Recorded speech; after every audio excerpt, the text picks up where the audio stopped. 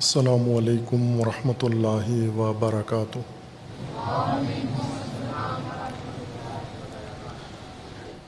اعوذ باللہ من الشیطان الرجیم، بسم اللہ الرحمن الرحیم۔ الحمد للہ والصلاۃ والسلام علی رسول اللہ وآلہ آل اللہ،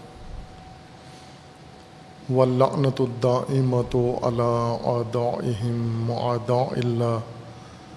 من یوم عداوتہم الی یوم لقاء اللہ۔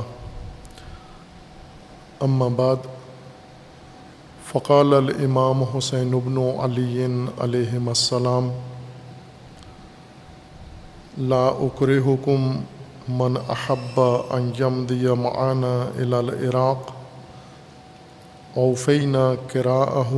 واحسننا صحبتہ، ومن احب ان یفارقنا من مکاننا ھذا اعطیناہ من القراء علی قدر ما قطع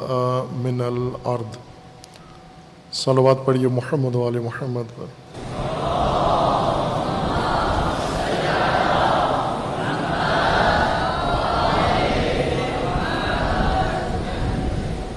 خداوند تبارک و تعالی تمام مومنین کو اپنے حفظ و امان میں محفوظ فرمائے۔ تمام مومنین کی حفظ و سلامتی کے لیے صلوات پڑھیے محمد وآل محمد پر۔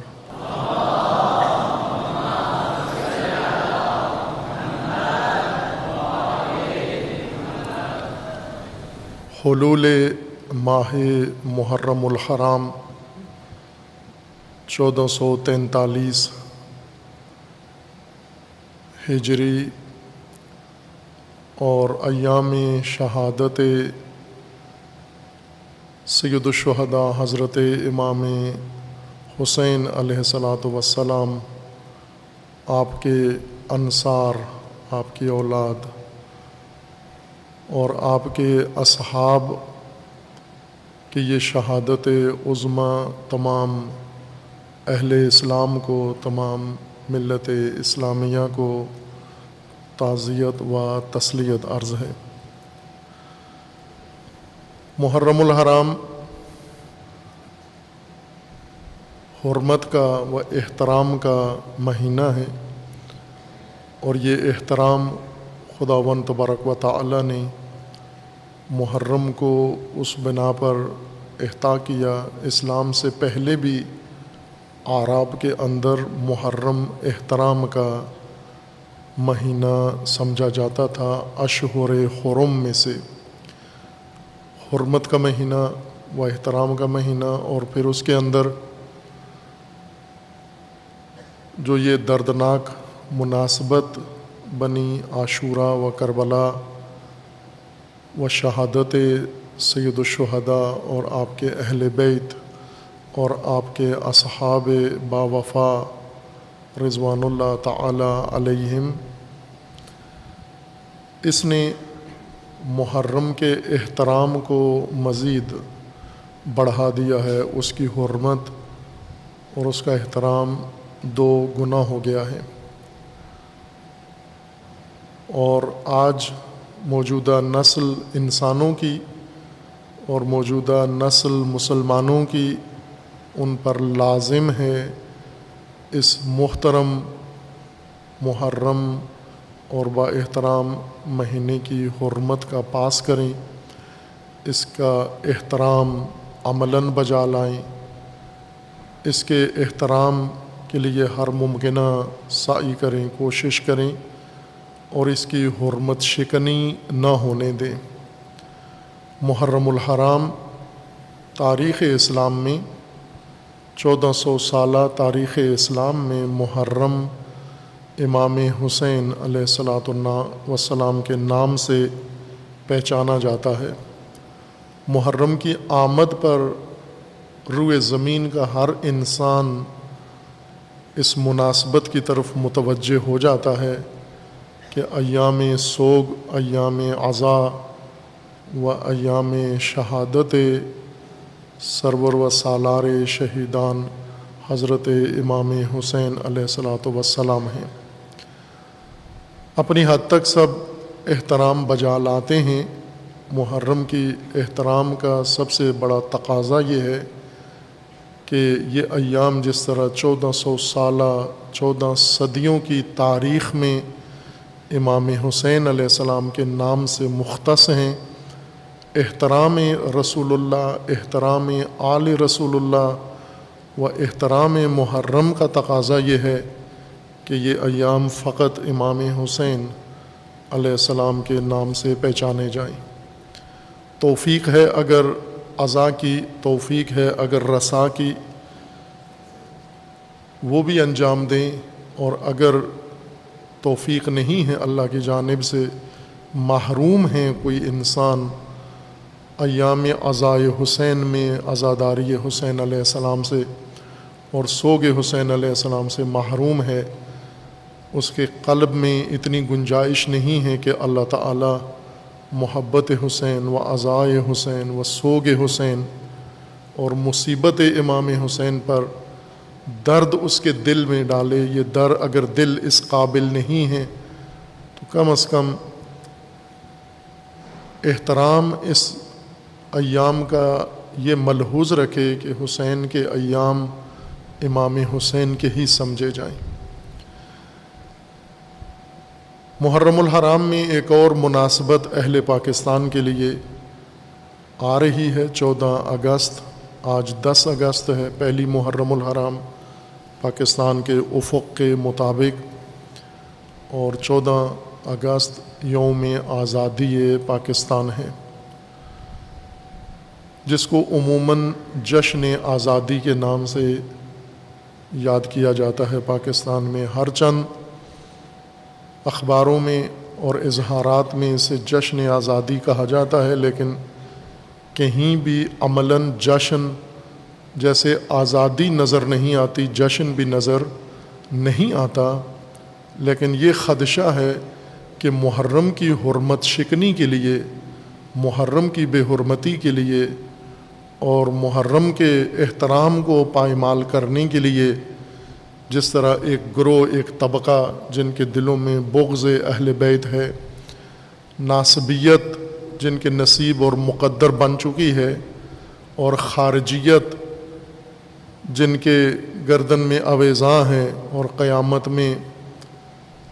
بغض اہل بیت رکھنے والوں میں سے اٹھائے جائیں گے، وہ کوئی ایسا بہانہ ہاتھ سے جانے نہیں دیتے جس میں حرمت محرم و اہل بیت کی حرمت شکنی ہو۔ آزادی محرم سے سب سے زیادہ مناسبت رکھنے والا موضوع ہے۔ اے کاش ہمارے خطباء و ذاکرین اور اہل منبر اور شاعر اور نوحہ خواں اور قصیدہ گو سب کے سب روح کربلا کو سمجھتے اور فلسفہ عاشورہ کو سمجھتے، قیام امام حسین علیہ الصلوۃ والسلام کی حقیقت کو جانتے، تو انہیں معلوم ہوتا اور وہ پیغام بھی دیتے کہ آزادی ہی مقصد سید الشہداء تھا، اور سید الشہداء سے زیادہ آزادی کی رہبری کے لیے کوئی نام بشریت میں جچتا نہیں ہے۔ ایک ہستی ہے جس کو امام حریت کہا جا سکتا ہے، جو ابو الاحرار ہے، جو واقعاً انسان کو ہر غلامی سے اور ہر بندگی سے نجات دینے کے لیے اللہ تعالیٰ نے وسیلہ بنایا ہے۔ امام حسین ہی آزادی دلانے والی شخصیت ہیں۔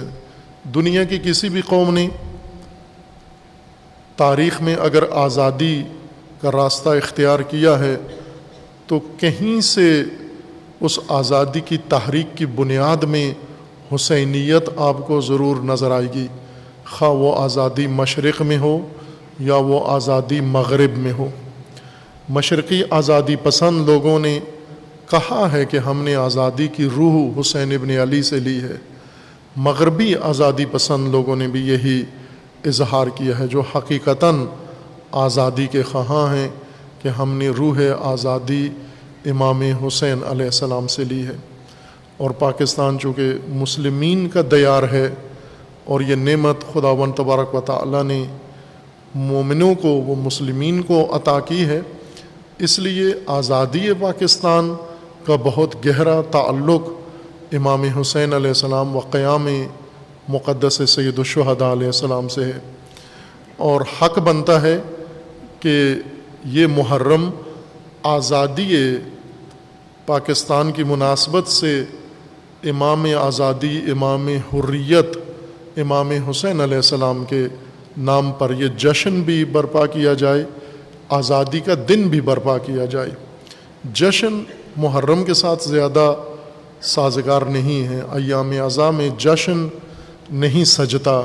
لیکن آزادی بہت ہی جچتی ہے محرم کے ساتھ۔ اس لیے حکومتی سطح پر بھی، میڈیا بھی اور عوام الناس بھی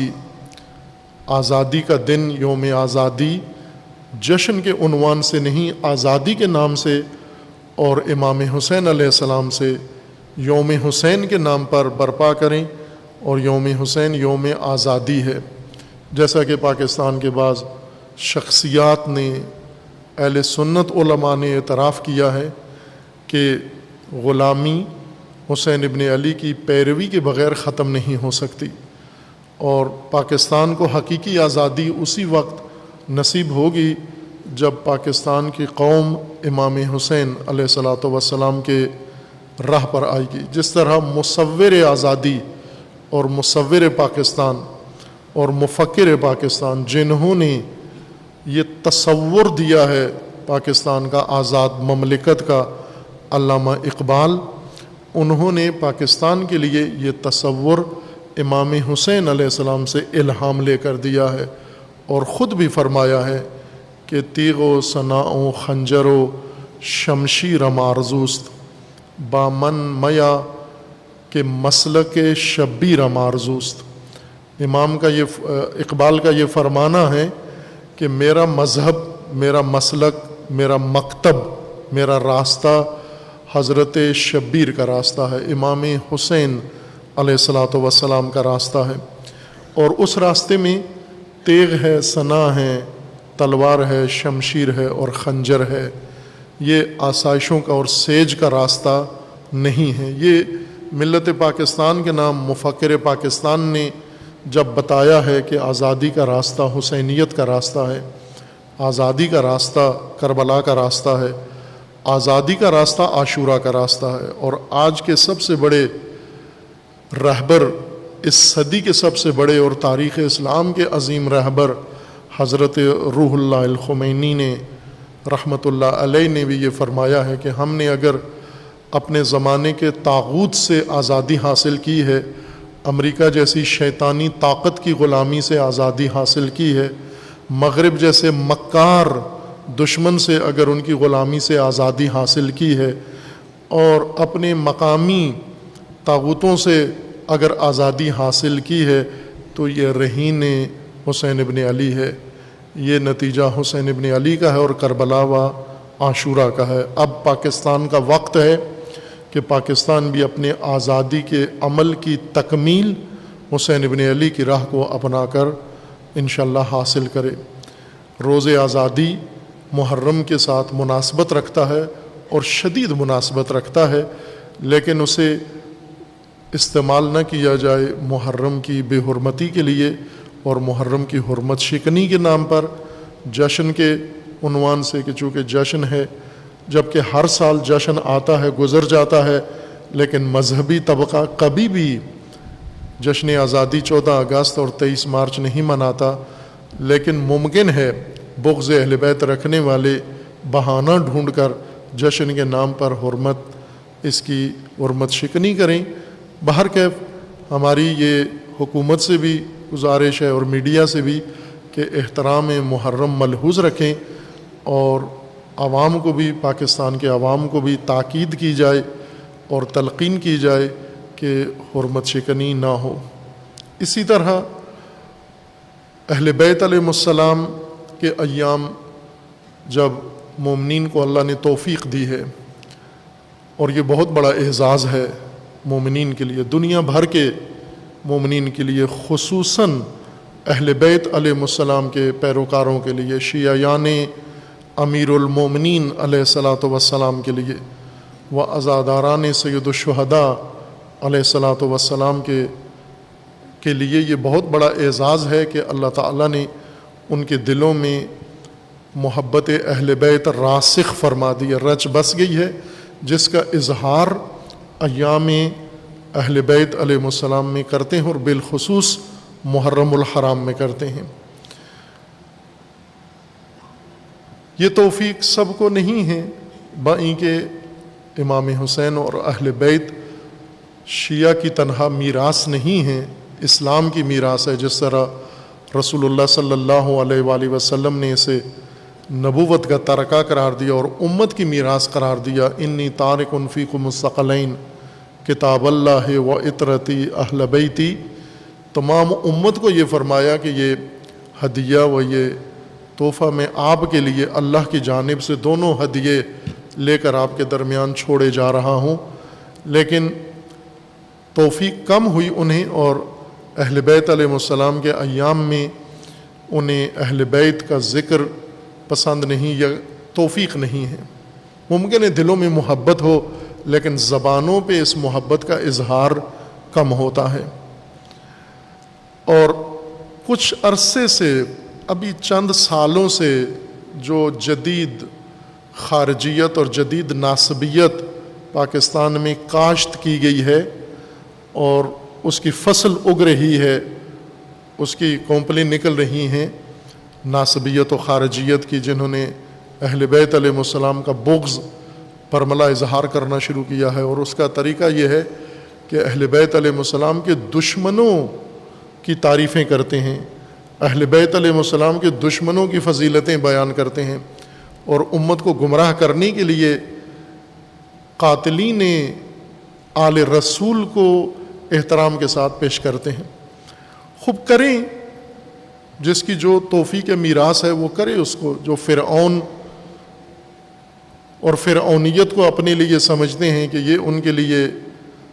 مقدر ہے، یہ تقدیر ہے ان کی، فرعون کے پیچھے جائیں۔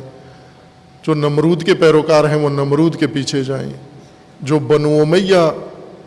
سمجھتے ہیں کہ اللہ نے ان کی تقدیر بنو امیہ کے ساتھ لکھ دی ہے اور انجام ان کا، وہ انہی کے ساتھ جائیں، لیکن امت کو گمراہ نہ کریں۔ جس کا جو بھی احترام ہے، تمام مسالک کو حق بنتا ہے اپنے اپنے مقدسات اور اپنے اپنے بزرگ ہستیوں کا احترام کریں، دن منائیں، ان کے جی بھر کے منائیں، ان کے لیے سوگواری بھی کریں، ان کے لیے جشن بھی منائیں، کر بھی رہے ہیں۔ جیسے بہت سارے مسلمان فرقے اپنے اپنے بزرگان مسلک کے لیے یہ اہتمام کرتے ہیں، ان کے لیے عرس رکھتے ہیں۔ پاکستان میں عرس ایک بہت رائج چیز ہے، اور ہر شہر میں، ہر گاؤں میں، ہر دیہات میں یہ عرس نام کا ایک تقریب منعقد ہوتی ہے، جس کو عام طور پر میلہ کہا جاتا ہے۔ عرس کا مطلب میلہ نہیں ہوتا، عرس عربی زبان کا لفظ ہے اور اس کا معنی ہوتا ہے شادی۔ اور یہ جو عرس مناتے ہیں بزرگوں کا اور صوفیاء کا اور روحانی شخصیات کا، تو ان کی مراد بھی میلہ نہیں ہوتا، عرس ہی ہوتا ہے، شادی مراد ہوتی ہے۔ عرس ازدواج کے خاطر جشن کو عرس کہتے ہیں، شادی کا جشن۔ اور وہ یہی کہتے ہیں کہ ان کی موت ہو تو اس کو بھی وہ شادی سمجھتے ہیں، ان کی ولادت ہو تو اس کو بھی شادی سمجھتے ہیں۔ عموماً ان کے ایام وفات میں عرس رکھا جاتا ہے۔ جب کسی بزرگ کا یوم وفات آتا ہے تو تقریب یا جو اس کے لیے پروگرام رکھا جاتا ہے اس کا نام عرس رکھتے ہیں، یعنی شادی، ان کی اس بزرگ کی شادی کا دن ہے۔ اور مناتے بھی شادی والے انداز سے ہیں۔ کپڑے، بعض ایسے یہ بزرگان ہیں صوفیاء، یہ عورتوں والے ہی کپڑے پہنتے ہیں اور دلہن بنتے ہیں باقاعدہ۔ یہ مرد دلہن کی طرح میک اپ کرتے ہیں، دلہن کی طرح سجتے ہیں، یہ لباس پہنتے ہیں، اسی طرح میک اپ کر کے پھر وہ اس محفل مجلس میں آتے ہیں اور پھر ناچ گانا دھمال ہوتی ہے، یعنی بالکل شادی والا ہی سما ہوتا ہے۔ ان کے اپنے اعتقاد کے مطابق کرتے ہیں اور پورے ملک کے اندر کرتے ہیں۔ یہ پوری دنیا میں پتہ نہیں کرتے ہیں یا نہیں، لیکن پاکستان میں ہر جگہ چاروں صوبوں میں یہ کام بڑے اہتمام کے ساتھ ہوتا ہے۔ لیکن انہیں یہ معلوم ہوتا ہے کہ یہ عرس بزرگوں کے بے شک کریں، لیکن محرم کی بے حرمتی اس عرس کے ذریعے سے نہیں کرتے۔ اپنے اپنے سب بزرگوں کا کریں، احترام کریں، کوئی دوسرے کو حق ہی نہیں بنتا روکنے کا کسی کو کہ آپ اپنے بزرگ کا احترام یا یوم نہ منائیں، لیکن اہل بیت کے دنوں میں، اہل بیت کے ایام میں، اہل بیت کی ضد میں آ کر یہ کام نہ کریں، چونکہ اس سے اور تأثر پیدا ہوتا ہے۔ جس طرح بنو امیہ نے اہل بیت علیہ السلام کے بارے میں جو فضائل تھے، اتنے فضائل بنو امیہ نے گن کے گنتی کر کے باقاعدہ کرائے کے راویوں سے اور کرائے کے خطیبوں سے اتنے فضائل دوسروں کے لیے بھی بنوائے، اور پھر انہیں ترویج کروایا، تبلیغ کروایا، انہیں کتابوں میں رکھا اور ان کی تعلیم شروع کر دی، تاکہ اہل بیت کا مقام امت کے سامنے کم کریں اور اہل بیت کو لوگوں سے دور کریں اور امت کو اہل بیت سے دور کریں۔ یہ بنو امیہ کا طریقہ ہے، یہ بنو امیہ کا شیوا ہے، یہ بنو امیہ کا وتیرہ ہے، یہ دشمنی و بغض ہے اہل بیت کے ساتھ۔ اور آج بھی یہی کام، اگر آپ اپنے اپنے محترم شخصیات کا احترام کا دن منانا چاہتے ہیں، بہت اچھی بات ہے، ان کے لیے عزاداری بھی کریں، ان کے لیے سوگواری بھی کریں، ان کے لیے سب کچھ کریں، حق بنتا ہے آپ کو جب آپ کا ان پر اعتقاد ہے۔ لیکن اہل بیت کی ضد میں آ کر اہل بیت کے دن ان کے لیے یہ دن قرار دینا، تو اس سے اہل بیت کی عظمت کم نہیں ہوئی۔ یہ بات آج کے ناسبیوں کو معلوم ہونی چاہیے کہ 1400 سال تک بنو امیہ اور ان کے پیروکاروں نے یہ کوشش کی اہل بیت کے مقام کو کم کرنے کے لیے اور امت کو اہل بیت سے دور کرنے کے لیے، لیکن اس میں فقط خود شرمندہ ہوئے، خود شرمسار ہوئے، اور لوگوں کے دلوں سے اہل بیت کی محبت کم نہیں ہوئی، بلکہ آج انہی محرم کے ایام میں دیکھیں، کوچا کوچا، قریہ قریہ، گلی گلی میں ذکر حسین ابن علی بتاتا ہے کہ بنو امیہ کی یہ مکر و مکاری کامیاب نہیں ہوئی، اور جس کا احترام و مودت و محبت خدا جس دل میں ڈال دے، اسے بنو امیہ کے مکر ناکام نہیں کر سکتے، نہیں نکال سکتے۔ لہٰذا یہ بے حرمتی ہے ایک طرح سے۔ اگر 14 اگست یوم پاکستان ہے، اسی دن کوئی شخص اگر اپنے کسی بزرگ کا دن رکھ لے، ولادت اپنے بزرگ کی شروع کر دے، بے شک وہ 14 اگست کو ہی پیدا ہوئے ہوں، لیکن جشن آزادی یا یوم آزادی کے دن یوم قبیلہ و یوم اپنا شخصی ذاتی یوم منانا، یہ ایک طرح سے پاکستان کی بے حرمتی ہے، یہ پاکستان کی توہین ہے ایک طرح سے۔ اگر آپ کا دن بنتا بھی ہے تو آزادی کا دن، ملک کا دن، وطن کا دن وطن کا ہونا چاہیے، اور آپ کا قبیلے کا دن قبیلے کا ہونا چاہیے۔ لہٰذا یہ بھی ایک بے حرمتی ہے جس کے طرف حکومت متوجہ نہیں ہے۔ ویسے تو حکومت اور حکومتی ادارے اور اس سال زیادہ ایفیشنسی دکھائی ہے، فارمیلٹی زیادہ، آنا جانا، پولیس کا، افسروں کا بلانا، میٹنگیں، یہ سب کچھ کے محرم کے لیے بڑا اہتمام ہو رہا ہے۔ فلیگ مارچ کرتے ہیں، سڑکوں کے دورے کرتے ہیں اور روٹ دیکھتے ہیں، لوگ سمجھ رہے ہیں محرم کے لیے کیا کچھ ہو رہا ہے۔ عزاداروں کو 4 شیڈول میں ڈال کر اور بانیان مجالس کے نام پر FIR کاٹ کے اور انہیں ہراساں کر کے اور پھر یہ اہتمام، تأثر دینا کہ محرم کے لیے حکومت کی سطح سے بہت کچھ ہو رہا ہے، ظاہر ہے یہ تأثر لوگ نہیں مانتے، اتنے نادان نہیں ہیں، لوگ سمجھتے ہیں۔ اگر واقعاً محرم کے لیے اہتمام کرنا ہے تو ایام امام حسین علیہ السلام میں میڈیا کو بھی پابند کریں اور لوگوں کو بھی پابند کریں اور سارے سلسلوں کو پابند کریں کہ وہ امام حسین علیہ السلام کے ایام میں امام حسین کا ہی ذکر کرنے کی اجازت دیں۔ ان ایام میں دوسرے عناوین چھیڑ کر لوگوں کے ذہنوں کو منتشر نہ کریں۔ وہ ایام جو تاریخی طور پر بھی مستند نہیں ہیں، اہل سنت کی تاریخ کی کتابوں میں بھی یہ ایام جو منعقد کیے جاتے ہیں یہ ایسے نہیں ہیں۔ اہل سنت کی تاریخ کی کتابیں، اہل سنت کے روایات و حدیث کی کتابیں اگر دیکھیں، سوانح حیات کی کتابوں میں بالکل یہ تاریخیں نہیں ہیں جو عموماً لوگوں کو مشوش کرنے کے لیے بیان کی جاتی ہیں۔ اور محرم کا احترام کا سب سے بڑا فریضہ متولیان محرم کا بنتا ہے۔ محرم کے متولی عزاداران سید الشہداء علیہ الصلاۃ والسلام ہیں، جن کو اللہ نے توفیق دی ہے، جو علم محبت حسین ابن علی اٹھائے ہوئے ہیں اور دعویٰ رکھتے ہیں کہ ہمیں محبت ہے سید الشہداء سے، ہمیں مودت ہے اہل البیت علیہ السلام سے، اس لیے کہ احترام حرم کا متولی حرم پر بنتا ہے سب سے زیادہ۔ فارسی والوں کی ایک مثال ہے کہ امام زادے کی حرمت اگر متولی نہ جانے تو باہر والے اس امام زادے کی حرمت کا خیال نہیں رکھتے، اس کی تکریم اور اس کا احترام نہیں کرتے۔ متولیان محرم یعنی عزاداران سید الشہداء چند طبقات ہیں۔ کچھ ایسے ہیں جن کو اللہ نے زیادہ توفیق دی ہے،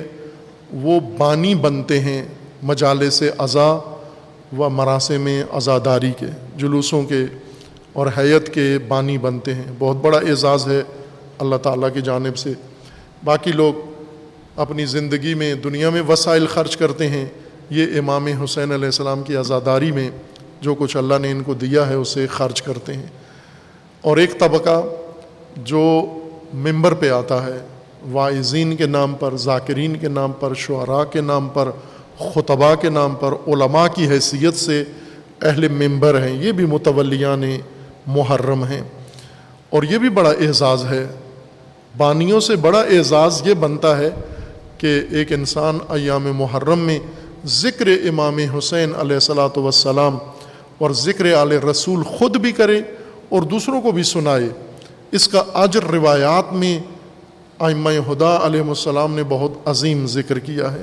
یہ ذکر سید الشہداء۔ اور جو ممبر پہ آتے ہیں وہ یہی کام کرنے آتے ہیں، یہی نیت لے کر آتے ہیں، فریضہ یہی بنتا ہے ان کا۔ اور تیسرا طبقہ عوام الناس ہیں جو شرکت کرتے ہیں، بانیان عزا جو مجلس سجاتے ہیں، اس میں یہ عوام، اس میں جوانان، اس میں بزرگان، اس میں خواتین، اس میں نونہالان سارے شریک ہوتے ہیں۔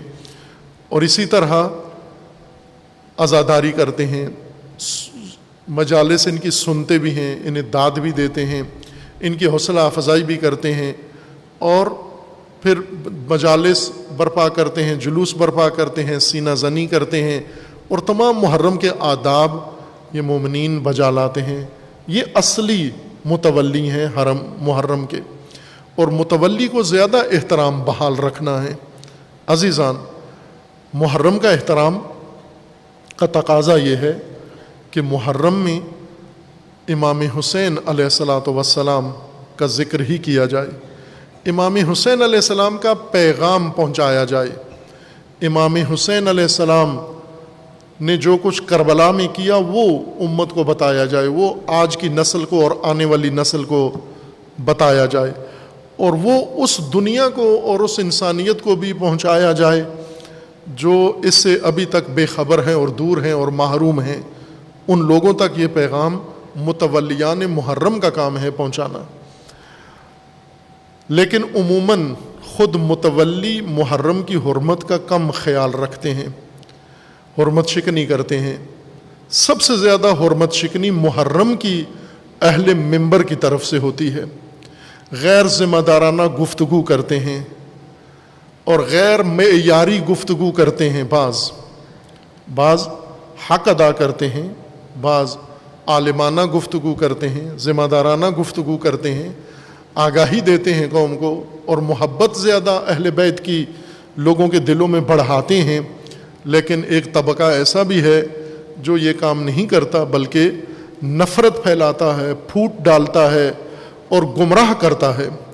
اور محرم کے ایام میں سب سے بڑھ کر حرمت شکنی کرنے والے، بے حرمتی کرنے والے یہ لوگ ہیں، یہی دوسروں کو بھی موقع دیتے ہیں بے حرمتی کرنے کا، دوسروں کو جواز فراہم کرتے ہیں بے حرمتی کرنے کا۔ ان کے مجالس کثرت سے ہوتی ہیں، دن میں کئی مجالس پڑھتے ہیں،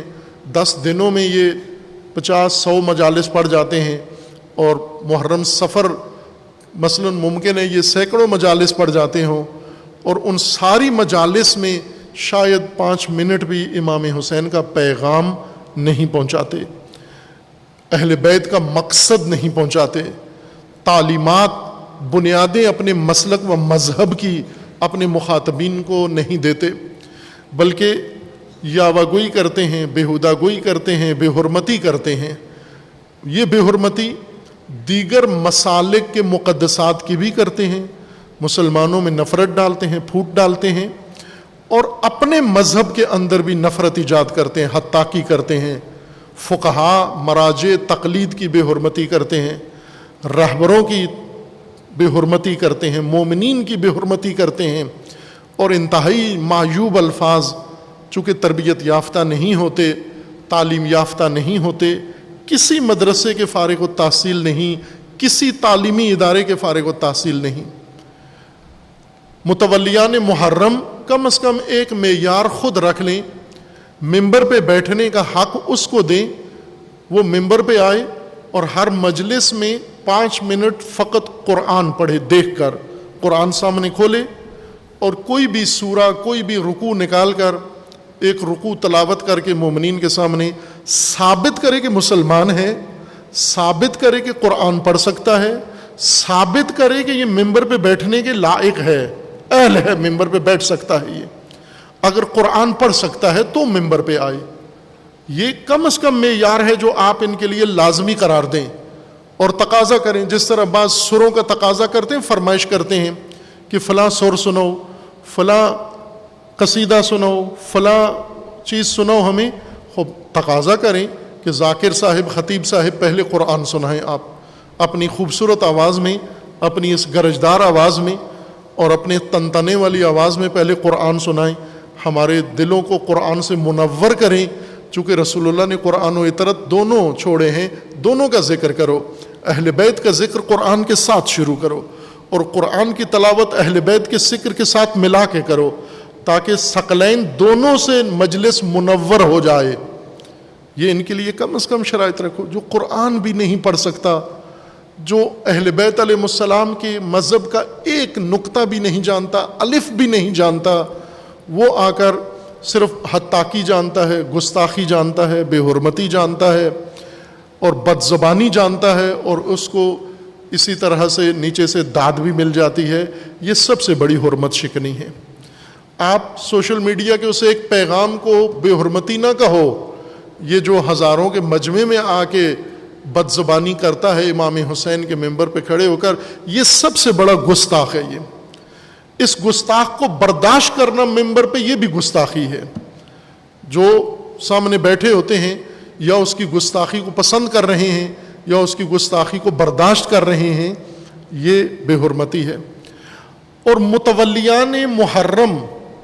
اور محرم کے احترام اور حرمت کو بچانے کے لیے ایک اور کام یہ کریں۔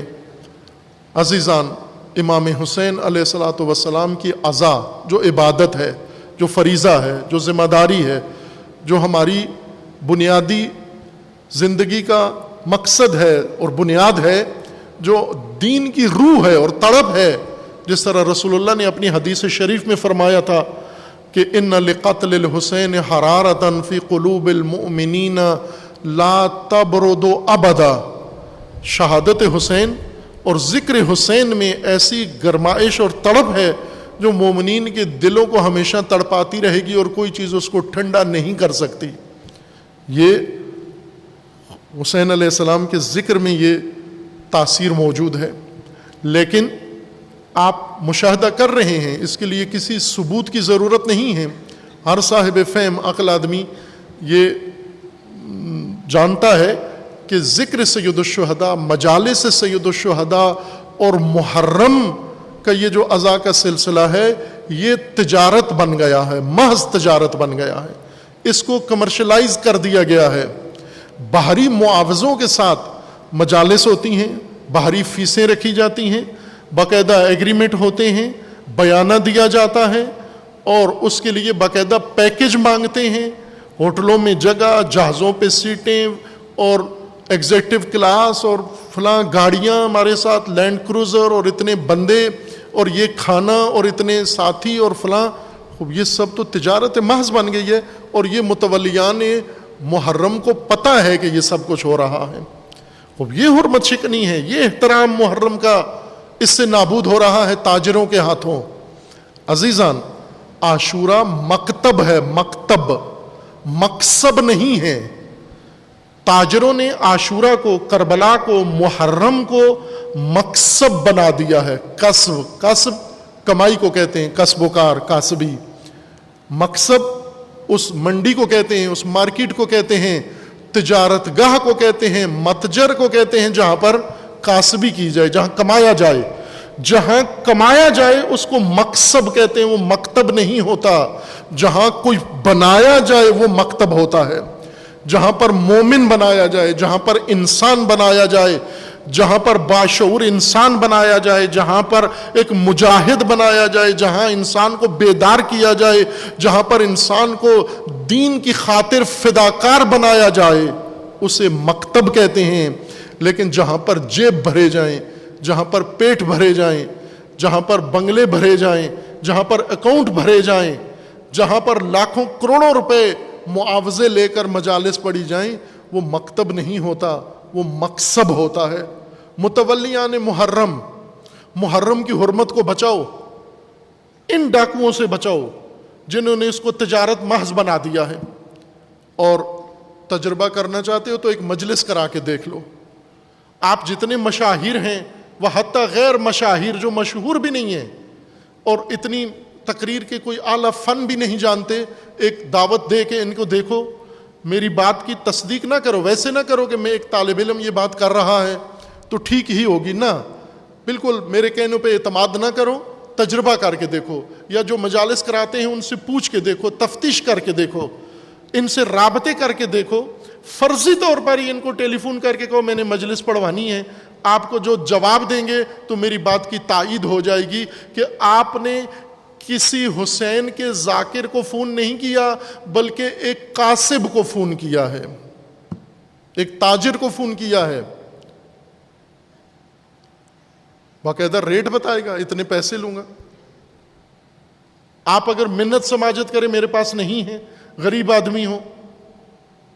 کرونا کے دن ہیں, کمائی نہیں ہے, لیکن مجلس ضرور کرانی ہے, کیا جواب دے گا آپ کو کاسبوں والا؟ اور اگر آپ کے ساتھ مجلس طے ہے, دوسرے نے ریٹ بڑھا کے دے دیا, آپ کو بغیر بتائے آپ کی مجلس میں نہیں آتا, دوسرے کی مجلس میں چلا جاتا ہے. یہ کاسبوں کے انداز ہیں. ان قصابوں سے اور ان کاسبوں سے اور ان تاجروں سے جو یہ بے حرمتی, یہ سب سے زیادہ بے حرمتی کرتے ہیں, ان سے پاک کریں محرم کو, عزاداری کو اور راہ حسین ابن علی کو. مجمع جو سامنے بیٹھا ہوتے ہیں متولیان محرم ہے, آپ اپنے آپ کو لا تعلق نہ سمجھو. جب بھی کسی بھی مجلس میں ہو, آپ سمجھو کہ میں متولی ہوں, عزاداری کا متولی ہوں, محرم کا متولی ہوں, عزائے حسین کا متولی میں ہوں. یہی جامعہ میں آپ تشریف لائے ہیں, آپ متولی ہیں یہاں پر, آپ فقط مہمان نہیں ہیں کہ جو کچھ یہاں آئیں دیکھیں. کچھ بھی آپ کو اگر لگتا ہے یہاں پر کہ یہ بے حرمتی ہے, آپ باقاعدہ متولی کی حیثیت سے آ کر اس میں شرکت کریں, روکیں اس کو. اور اگر کوئی کمی نظر آتی ہے, متولی کی حیثیت سے آ کر اس میں شرکت کریں, اس کمی کو دور کریں, پورا کریں. بعض لوگ آتے ہیں ہمیں مشورہ دے جاتے ہیں, یہ کام بھی کر دیں, وہ کام بھی کر دیں, تو میں انہیں کہتا ہوں آپ اپنے آپ کو مہمان اور ہمیں میزبان سمجھتے ہو, خود کیوں نہیں متولی بنتے, خود حصہ کیوں نہیں ڈالتے اپنا اس کے اندر. جو چیز کمی لگتی ہے, یہاں ایک قومی ادارہ ہے اور قوم کا ادارہ ہے اور قوم متولی ہے یہاں کی.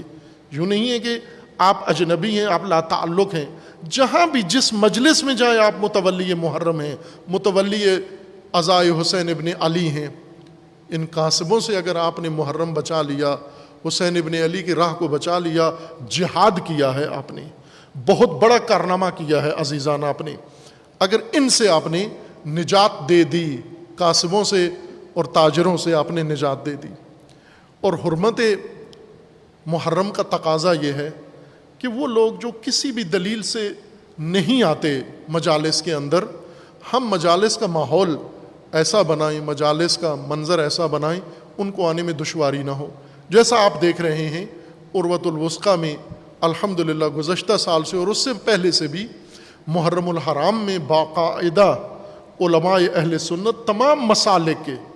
بریلوی مسلک کے علماء، آج جو بزرگوار آپ کے سامنے فصیح خطیب بیان کر کے گئے ہیں منہاج القرآن سے، وہ عالم الدین، وہ بریلوی مکتب فکر سے تعلق رکھتے ہیں، ڈاکٹر طاہر القادری صاحب کے پیروکاروں میں سے ہیں اور ان کی راہ پر ہیں، اور کس قدر حسین خوبصورت امام حسین علیہ السلام کی شان بیان کر کے گئے۔ اسی طرح ہر روز اہل حدیث علماء بھی آئیں گے، دیوبند بھی آئیں گے، مختلف مسالک سے مشائخ تعلق رکھنے والے آئیں گے، اور امام حسین علیہ السلام سے ان کا تعلق ہے، اور ہم امام حسین علیہ السلام کی مجلس ان کے لیے تیار کریں، یہ آمادہ کریں، اور ہر دنیا میں، پاکستان میں ہر جگہ بالخصوص یہ ماحول، یہ سما بنائیں کہ یہ تھا پہلے پاکستان میں، یہ ماحول تھا ضیاء الحق سے پہلے، آپ لوگوں کی یادداشت سے پہلے، جب یہ فرعون نہیں آیا تھا پاکستان میں، اس نے اقتدار پہ قبضہ نہیں جمایا تھا اور پاکستان میں نفرتوں کا بیج نہیں بویا تھا، اس نے اور اس کے ساتھیوں نے، اس وقت پاکستان میں ایسا ہی ماحول تھا۔ اہل سنت شرکت بھی کرتے تھے، اہل سنت کے نام پر جلوسوں کے لائسنس ابھی تک ہیں، اہل سنت تعزیوں کے لائسنس ابھی تک ہیں ان کے نام پر، اہل سنت جلوسوں میں سبیلے لگاتے تھے، اہل سنت باقاعدہ عزاداری میں حصہ ڈالتے تھے، تقریریں کرتے تھے، مجلسیں پڑھتے تھے، گاؤں گاؤں گھر گھر میں۔ بچپن سے میں جوانی تک مسلسل یہ دیکھتا رہا تھا یہ مناظر، بلکہ بعض مجالس میں تو سننے والوں کو یہ تشخیص نہیں ہوتی تھی کہ ان میں شیعہ کون ہے اور سنی کون ہے، اس طرح سے وہ عقیدت اہل بیت کا اظہار کرتے تھے، اور وہ ماحول دوبارہ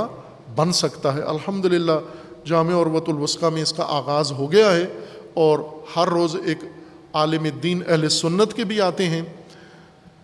آ کر اپنا بیان پیش کرتے ہیں اور خوبصورت بیان پیش کرتے ہیں، بعض اتنے خوبصورت بولتے ہیں کہ مجھے شرمندگی ہوتی ہے کہ ان کے بعد میں طالب علم جو خطابت بھی نہیں جانتا اور باقی بھی بے بہرا علم سے، وہ کیوں بولے، انہی کو موقع دیتے، لیکن ایک رسم کی ادائیگی کے طور پر آپ کی خدمت میں بھی حاضر ہو جاتا ہوں، ورنہ کافی ہوتا ہے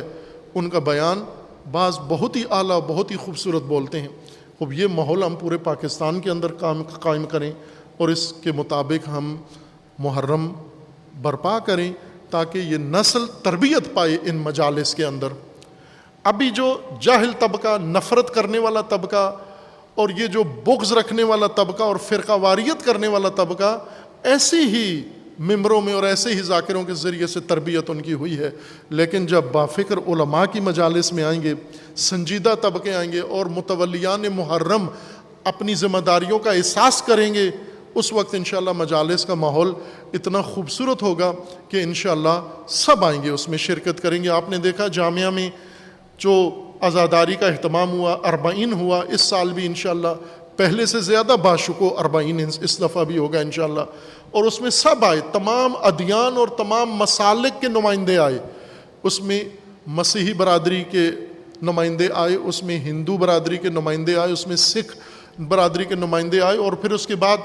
ایک باقاعدہ اہتمام کیا خود انہی کی تجویز پر کہ ایک یوم حسین رکھیں جس میں تمام ادیان کے نمائندے شرکت کریں، اور انہوں نے کی، جس کا عنوان تھا حسین سب کا، شیعہ متولیان محرم۔ یہ بات پاکستان میں قبول کرواؤ، حسین سب کا،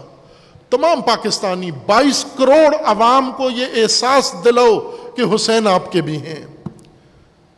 یہ کافی نہیں ہے کہ ہمیں توجہ آ گئی ہے، ہمیں اپنے والدین کی وجہ سے یا اپنے اساتید کی وجہ سے یا کسی بھی وجہ سے ہماری توجہ آ گئی ہے اگر حسین ابن علی کی طرف، لیکن ہماری امت کا اکثریتی حصہ ابھی بھی دور ہے اور بھٹکتا پھرتا ہے، وہ اور مناسبتیں ڈھونڈ ڈھونڈ کے محرم کے لیے تلاش کر کے ان مناسبتوں میں مگن رہتا ہے۔ آپ کا فریضہ ہے مجالس محرم میں یہ پیغام دو، حسین سب کے ہیں، حسین پوری ملت کے ہیں، حسین ہر فرد کے ہیں، اور ہر فرد عملاً میدان میں آ کر یہ ثابت کرے، یہ آپ کا فریضہ ہے، یہ متولیان محرم کی ذمہ داری ہے، اور انشاءاللہ آپ جیسا آغاز ہوا ہے یہاں سے، یہ دن دور نہیں ہے، اگر آپ بھی ہمت کریں اور باقی بھی سب ہمت کریں تو انشاءاللہ ایک دن پاکستان میں ایسا آئے گا کہ نہ پاکستان میں پولیس کی ضرورت ہوگی، نہ کرفیو کی ضرورت ہوگی، نہ عزاداری کے لیے لائسنس چاہیے ہوں گے، نہ کوئی مخالف ہوگا۔ سلجھی ہو یہ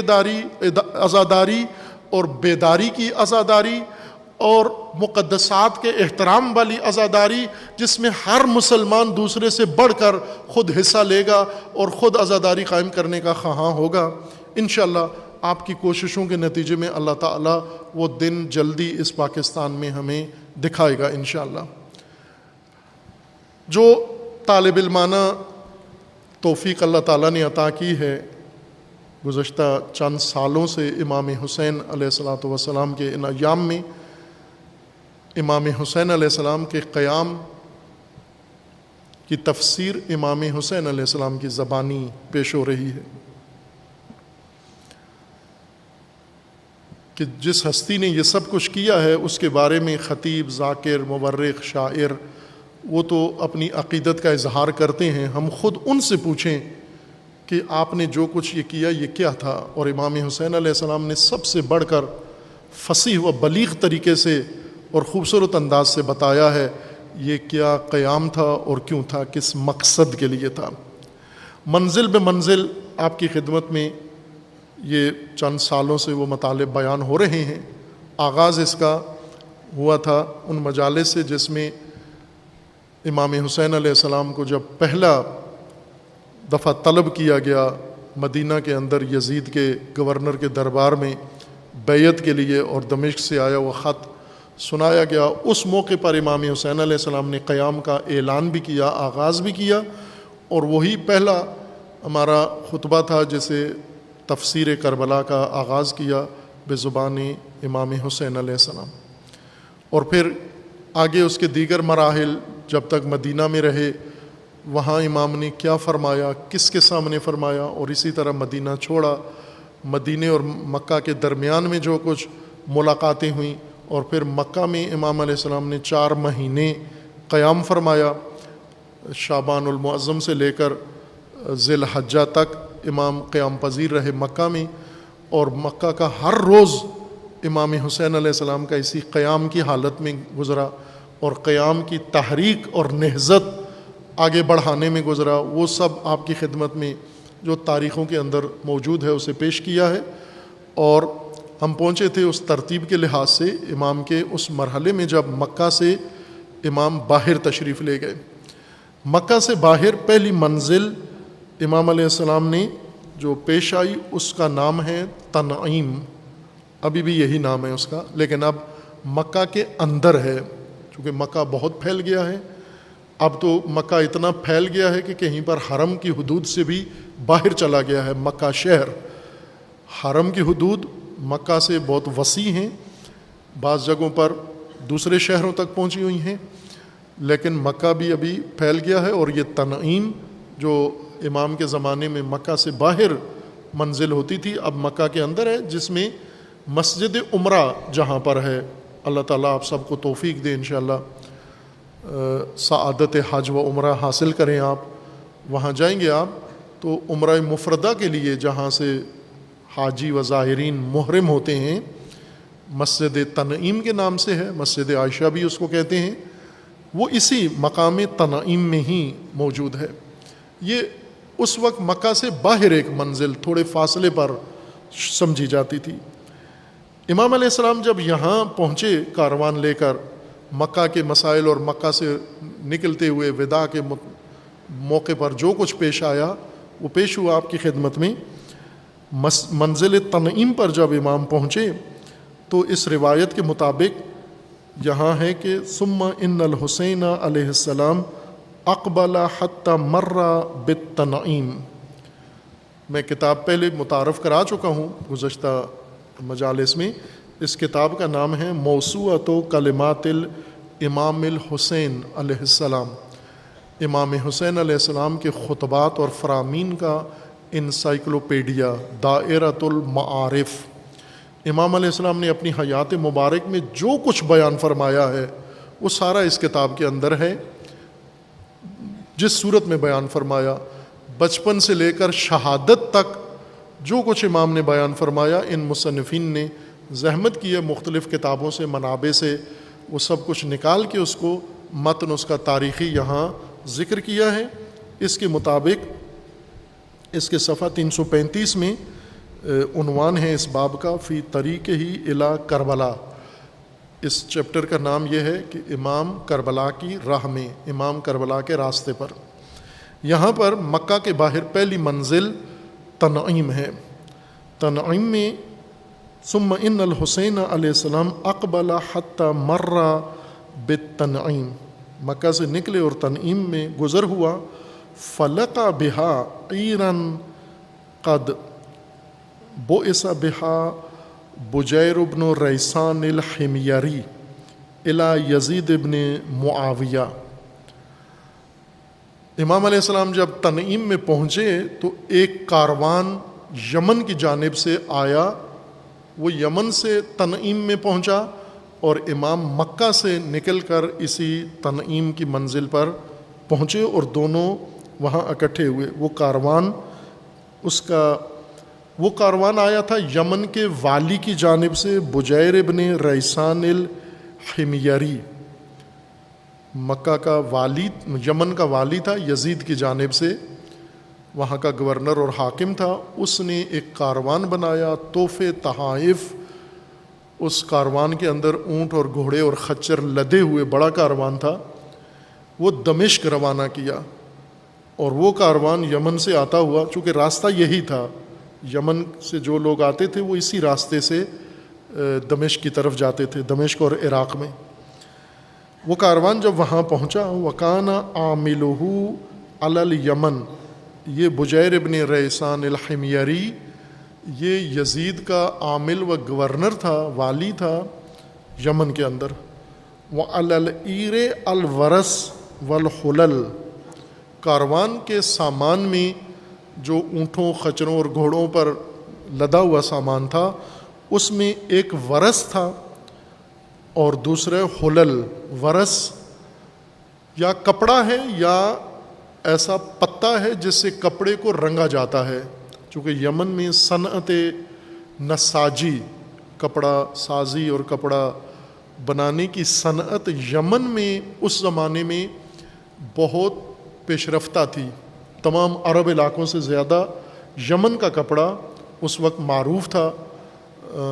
یمن کا پہننے کے لیے بھی، اور برد یمانی جو عربی لباس بنانے کے لیے وہ معروف کپڑا تھا۔ یہ صنعت وہاں بڑے عروج پر تھی۔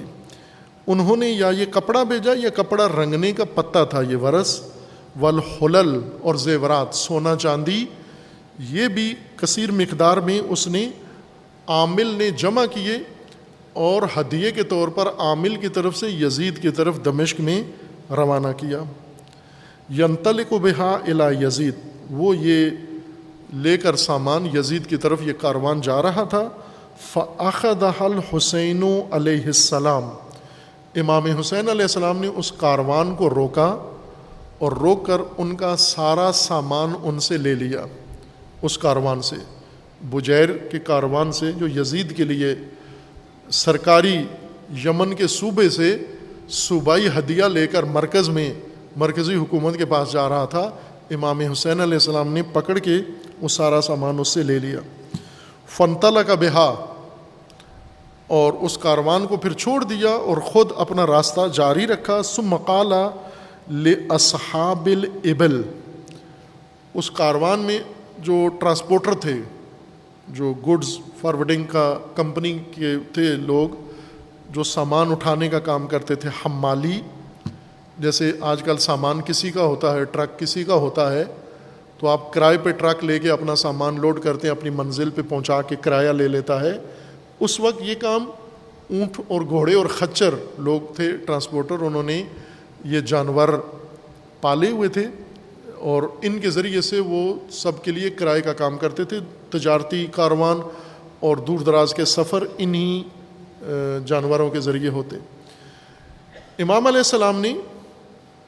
ان مالکوں کو، جو جانوروں کے مالک تھے، جو اس میں سامان تھا، وہ یمن کے والی نے یزید کو بھیجا تھا، اس کی مالک حکومت تھی، یزید کی حکومت، لیکن جانور لوگوں کے تھے، جانور حکومت کے نہیں تھے۔ اس لیے امام حسین علیہ السلام نے سامان لے لیا، جانور نہیں لیے، بلکہ جانوروں کے مالکوں کو یہ کہا، ثم قال لاصحاب الابل لا اکرہکم من احب ان یمضی معنا الى العراق اوفینا کراءہ واحسننا صحبتہ،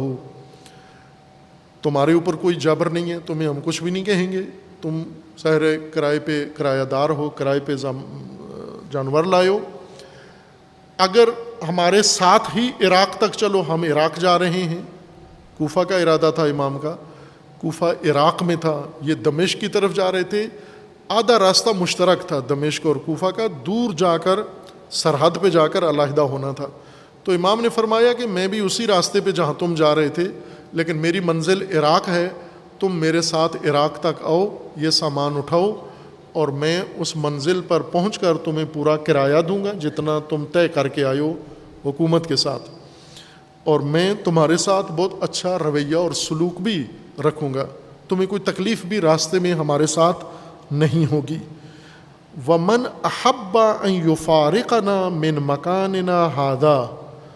اور تمہیں یہ بھی اختیار ہے، تم میں سے کوئی شخص اگر نہیں چاہتا ہمارے ساتھ آنا، چونکہ حکومتی سامان لے کے جا رہے تھے، اب سامان تمہارا ہم نے قبضے میں کر لیا ہے، ضبط ہو گیا ہے، اگر تم چاہتے ہو ہمارے ساتھ نہیں آؤ، واپس جانا چاہتے ہو یا کہیں اور جانا چاہتے ہو، یہ بھی تمہیں اختیار ہے۔ وَمَنْ أَحَبَّ أَنْ يُفَارِقَنَا مِنْ مَكَانِنَا هَذَا أَعْطَيْنَاهُ مِنَ الْكِرَاءِ عَلَى قَدْرِ مَا قَطَعَ مِنَ الْأَرْضِ، تو یمن سے یہاں تک کا کرایہ جو آپ نے طے کیا ہوا تھا وہ آپ کو یہاں ہم دے دیتے ہیں، اور اس کے بعد آپ آزاد ہو، آپ جہاں جانا چاہتے ہو، واپس جانا چاہتے ہو وہاں چلے جاؤ، کہیں اور ارادہ ہے وہاں چلے جاؤ، دونوں صورتیں آپ کر سکتے ہو، ہمارے ساتھ چلو ہم پورا طے شدہ کرایہ دیں گے، اور اگر یہیں سے واپس جانا چاہتے ہو تو یہاں تک کا کرایہ ہم آپ کو دے کے فارغ کر دیتے ہیں۔ فَمَنْ فَارَقَهُ مِنْهُمْ حُوسِبَ فَأَوْفَى حَقَّهُ، کچھ لوگوں نے کہا کہ ہم یہیں تک، جب کہ مسئلہ خراب ہو رہا ہے، سامان کسی اور کا تھا، ہم کہیں اور جا رہے تھے، راستے میں سامان آپ نے لے لیا ہے، تو اب ہم مزید سفر نہیں کرنا چاہتے، ہمیں کرایہ دیا جائے، ہم واپس جانا چاہتے ہیں۔ فَمَنْ فَارَقَهُ مِنْهُمْ، ان ٹرانسپورٹرز میں سے جنہوں نے امام سے جدائی کا مطالبہ کیا کہ ہم آپ کے ساتھ نہیں جانا چاہتے، حُوسِبَ، امام نے حساب کیا، فَأَوْفَى حَقَّهُ، ان کا سارا حق جتنا طے شدہ تھا انہوں نے کہا وہ سارا انہیں دے دیا۔ وَمَنْ مَضَى مِنْهُمْ مَعَهُ إِعْطَاهُ كِرَاءَهُ وَكَسَاهُ، اور جو امام علیہ السلام کے ساتھ گیا، امام علیہ السلام نے اسے کربلا پہنچ کر اسے بھی کرایہ دے دیا، اور اسے بھی جو طے تھا اس کے ساتھ وہ سارا عطا کر دیا امام علیہ السلام نے۔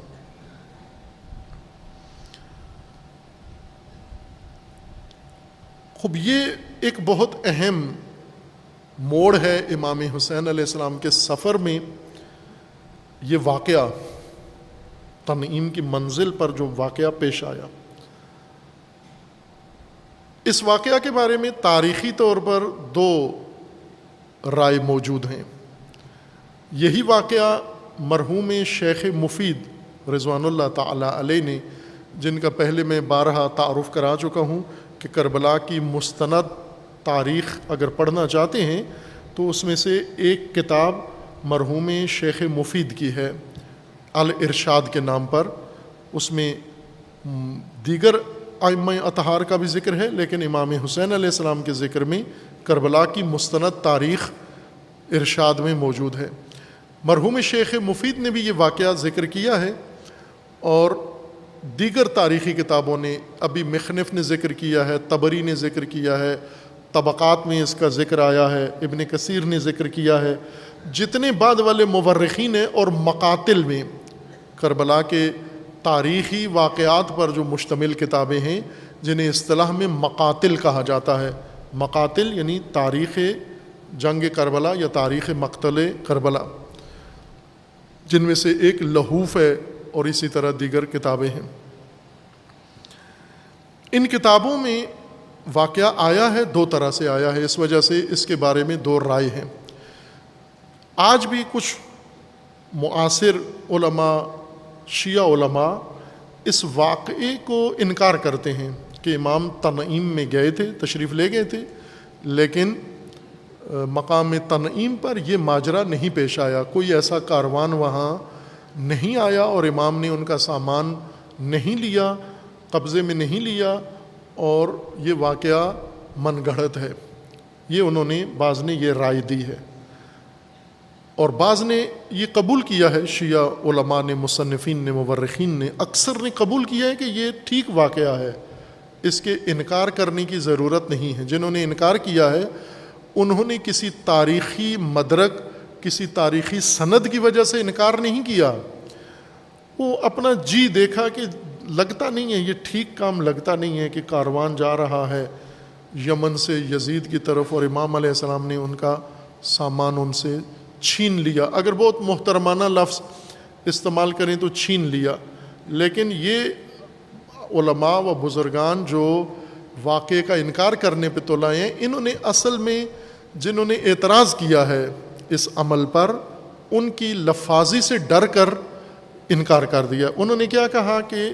یعنی نعوذ باللہ امام نے یہ مال لوٹ لیا، لوٹ مار کی، نعوذ باللہ۔ یہ لفظ ان کو پسند نہیں آیا کہ بظاہر لگتا تو ایسے ہی ہے کہ مال کسی کا ہے اور امام نے یہ مال ان سے لے لیا، تو اس کو کیا کہیں، اور یہی کہہ سکتے ہیں۔ لہٰذا انہوں نے دفاع کے طور پر سرے سے واقعہ کا ہی انکار کر دیا کہ یہ من گھڑت ہے، یہ جعلی ہے، اس واقعہ کی کوئی سند حقیقت نہیں ہے۔ بھلے دو طرح سے یہ واقعہ ضرور آیا ہے۔ مرحوم شیخ مفید نے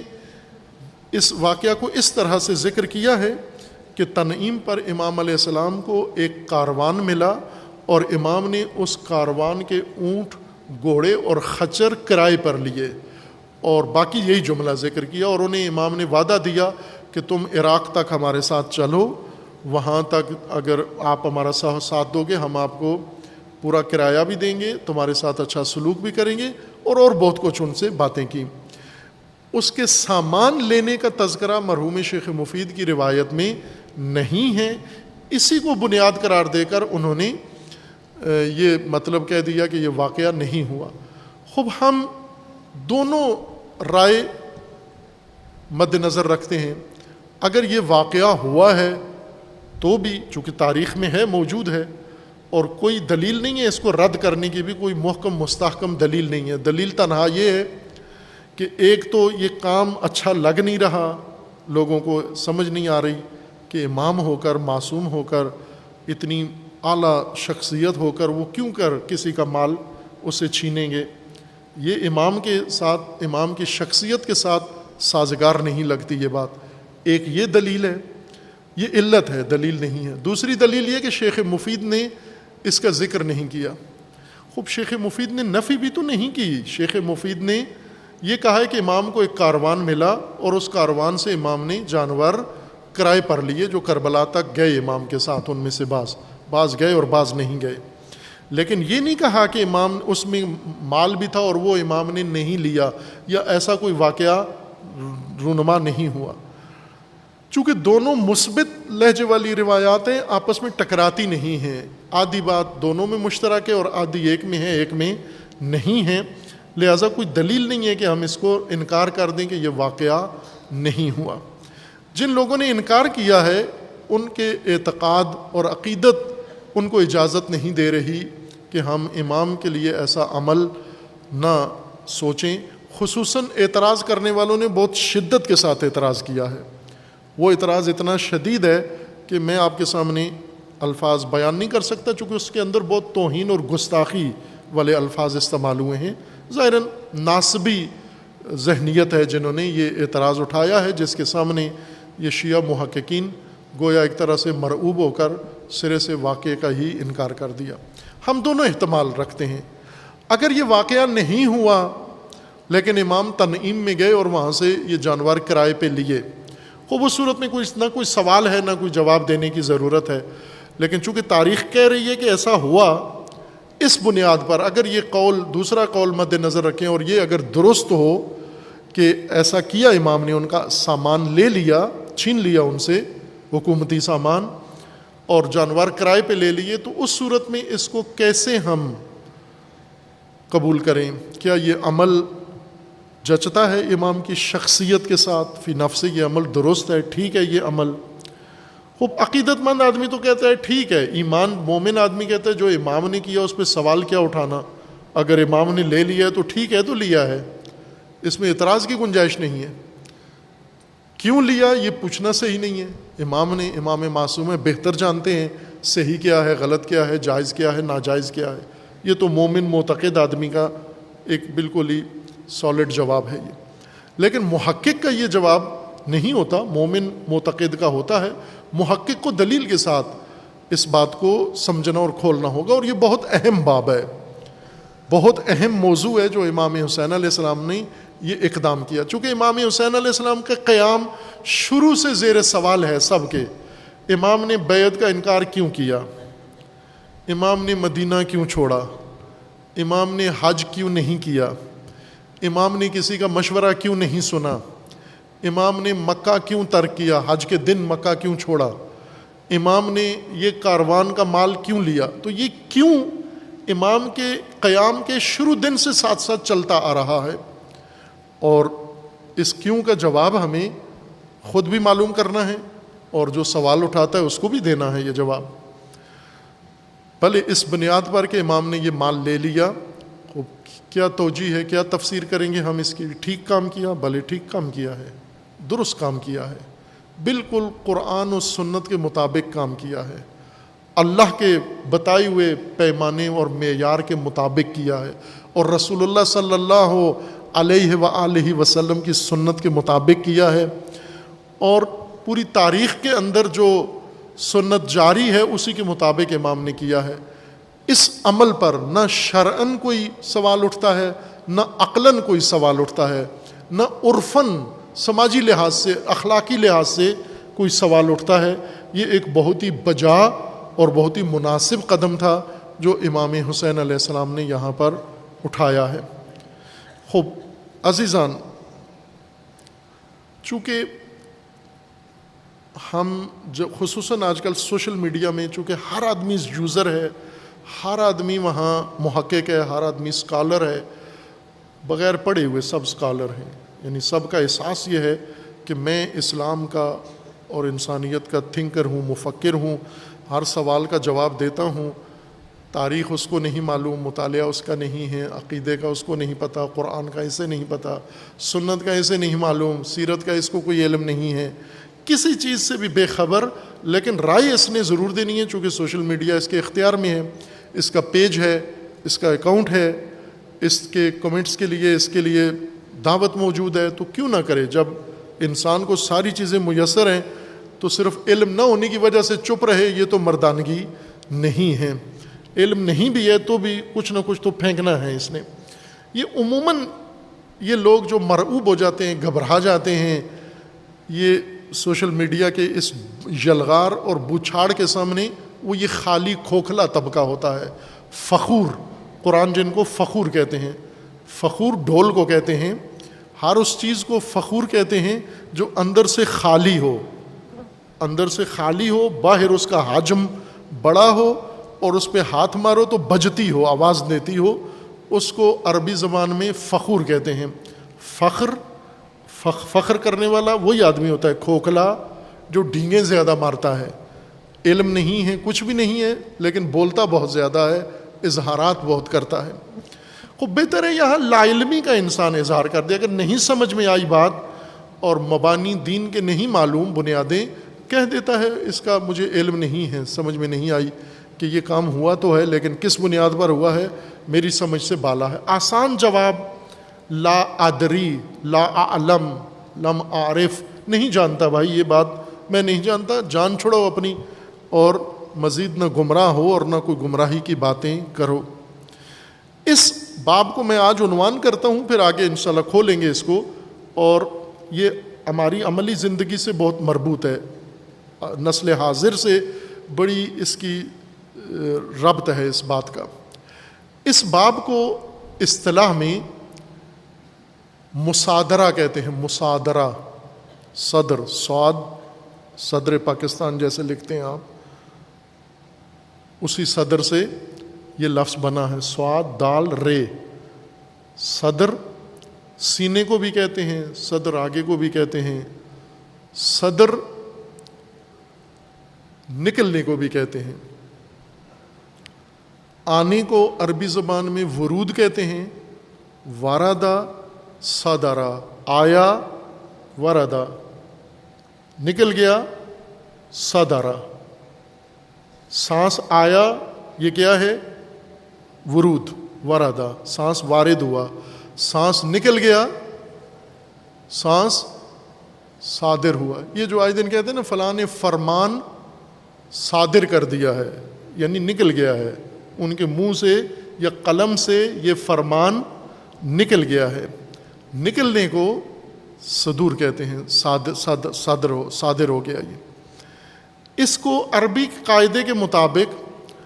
اگر یہ ایک باب ہے صادرہ، 3 حرفی ہے، صاد دال رے، اس کو عربی میں ایک اور قاعدہ ہے کہ انہی 3 حروف کو ہم ایک اور ترکیب میں لے جاتے ہیں، ایک اور باب میں لے جاتے ہیں، اور وہ ہو جاتا ہے صادرہ۔ صادرہ، الف ایک بیچ میں چڑھا دیں تو کیا ہو جاتا ہے؟ صادرہ، 4 حرف ہو گئے، الف بیچ میں، سواد کے بعد الف لگا دیں تو کیا ہو گیا؟ یہ صادرہ۔ صادرہ جب ہو جاتا ہے تو اس کا معنی تھوڑا سا تبدیل ہو جاتا ہے، جیسے قتلہ، قتل کیا، مار دیا، اور قاف کے بعد الف لگا دیں تو کیا بنتا ہے؟ قاتلہ، معنی بدل گیا، قتلہ یعنی اس نے مار دیا، قاتلہ اس کا کیا معنی ہوگا؟ الف لگانے سے یعنی اس نے بھی مارا، اس نے بھی مارا، اس نے بھی مارا، دونوں نے مارا۔ قاتلہ یعنی جنگ ہوئی، لڑائی ہوئی، قتلہ میں یک طرفہ کام ہے، اس نے اس کو مار دیا۔ ضربہ، اس نے مارا، ضربہ دونوں نے مارا، اس نے مارا، اس نے بھی، ایک مکہ اس نے مارا، ایک اس نے مار دیا، طرفینی ہو جاتا ہے کام۔ صادرہ یہ بھی نکلنا ہے، لیکن یہ نکلنا اس طرح سے ہے کہ ایک آدمی سے کوئی چیز نکلتی ہے لیکن دوسرے کے دباؤ کی وجہ سے نکلتی ہے۔ جیسے کبھی کبھی آج کل آپ سے موبائل نکل آتا ہے، موٹر سائیکل پہ جا رہے ہوتے ہیں، آگے پستول لیے ہوئے ایک بندہ کھڑا ہوتا ہے، وہ کہتے ہیں نکال ادھر، موبائل نکال، آپ فوراً جیب میں ہاتھ ڈالتے ہیں، موبائل نکال کے اس کو دے دیتے ہیں۔ اگر آپ خود جب گھر پہنچتے ہیں، دفتر پہنچتے ہیں، موبائل نکال کے میز پہ رکھ دیتے ہیں، یہ کیا کیا؟ صادرہ، موبائل آپ سے صادر ہو گیا۔ لیکن جب وہ پستول والا ڈاکو کہتا ہے پستول نکال، یہ بھی موبائل نکلا ہے، لیکن اس نکلنے کو کیا کہتے ہیں؟ صادرہ۔ یہ صادرہ ہوا ہے، صدرہ نہیں ہوا۔ خود نکالیں صدر ہے، اور دوسرا نکلوائے تو یہ صادرہ ہے۔ صادرہ، نکال ادھر، زور کے ساتھ، زبردستی کے ساتھ کسی سے کوئی چیز نکلوانا، اس کو عرب اپنی زبان میں مصادرہ کہتے ہیں۔ مصادرہ کیا ہے، یعنی میرا نہیں ہے، یہ کسی کا ہے، زبردستی لے لیا ہے اس سے۔ اس سے فقہ میں ایک پورا باب موجود ہے، اگر کوئی فقہ پڑھا ہوا ہو تو ظاہر ہے۔ فقہ ویسے پاکستانیوں پر تو نازل ہوتی ہے پیدائشی طور پر، مادرزادی چیز ہے پاکستانیوں کی فقہ، ان کو پڑھنے کی ضرورت نہیں ہے۔ وہ کہتے بھی ہم سب جانتے ہیں، کئی دفعہ خود ہمیں آ کے کہتے ہیں یہ ہم سب جانتے ہیں، جو آپ پڑھتے ہو یہ سب ہم بغیر پڑھے ہوئے جانتے ہیں سارے۔ تو ظاہر ہے ایسی نسل ہے، یہ نسل معلوم کرنی چاہیے جن کے نطفوں میں فقہ پڑی ہوئی ہے، جن کی ماؤں کے رحم میں فقہ ہے، یہ پیدا ہوتے ہیں فقیہ، بالکل پیدا ہوتے ہیں۔ خوب، فقہ میں بھی ایک باب ہے بنام مصادرہ۔ مصادرہ یعنی وہ اموال، وہ چیزیں جو آپ سے لے لی جاتی ہیں، حکومت لے لیتی ہے اپنا حکومتی جبر استعمال کر کے، حکومتی قانون استعمال کر کے، جیسے ٹیکس لے لیتے ہیں آپ سے۔ یہ ٹیکس لینا، یہ بھی آپ سے زبردستی لے لیا جاتا ہے، عموماً ٹیکس دینے پہ کوئی راضی نہیں ہوتا، زبردستی آ کے لے لیتے ہیں۔ تو یہ جو ان سے زبردستی ٹیکس لیا جاتا ہے تو ان کا مال حکومت مصادرہ کر رہی ہے، یعنی زبردستی ان سے لے رہی ہے۔ ایک باب ہے پورا کہ بہت سارے اموال ایسے ہیں جو مصادرہ ہونے چاہیے، مصادرہ کے قابل ہیں، اور ان کا حکم یہ ہے کہ انہیں مصادرہ کر لیا جائے۔ بہت سارے کثیر اموال ہیں اس طرح کے، یہ لوٹ مار نہیں ہیں۔ سوشل میڈیا کے محققین اسکالر، یہ لوٹ مار نہیں ہے۔ اگر کسی ناصبی نے اس کو لوٹ مار کہہ دیا ہے تو آپ موالی بھی گھبرا گئے ہو، آپ کو سوشل میڈیا میں تھوڑا سا وقت نکال کے فیس بک کے بجائے کچھ پیپر بک بھی پڑھنی چاہیے، پرنٹڈ بک بھی اپنے مذہب کی پڑھنی چاہیے، تاکہ تھوڑا سا معلومات آپ کے پاس بھی ہوں، جواب بھی دے سکو کسی کو۔ یہ لوٹ مار نہیں ہوتی مصادرہ، یہ مصادرہ حکم قرآنی ہے، یہ مصادرہ حکم الہی ہے، یہ مصادرہ حکم رسول اللہ ہے، یہ فعل بھی ہے رسول اللہ کا، اور یہ مصادرہ ایک مسلم حکم ہے دین کے اندر کہ کون کون سے مال مصادرہ کیے جائیں۔ ویسے تو ہمیں انفاق کا حکم ہے کہ یہ حکم انفاق کرو، یہ مصادرہ نہیں ہے، یہ صدور ہے، چونکہ اپنی مرضی سے اپنا مال دینا ہے، انفاق ہے یہ۔ لیکن جو مال آپ انفاق نہیں کریں گے، صدور نہیں ہوگا، روک لیں گے، بخل کریں گے، جو بخیل سے پھر کیسے نکالا جائے گا مال؟ مصادرے کے ذریعے سے۔ اس کے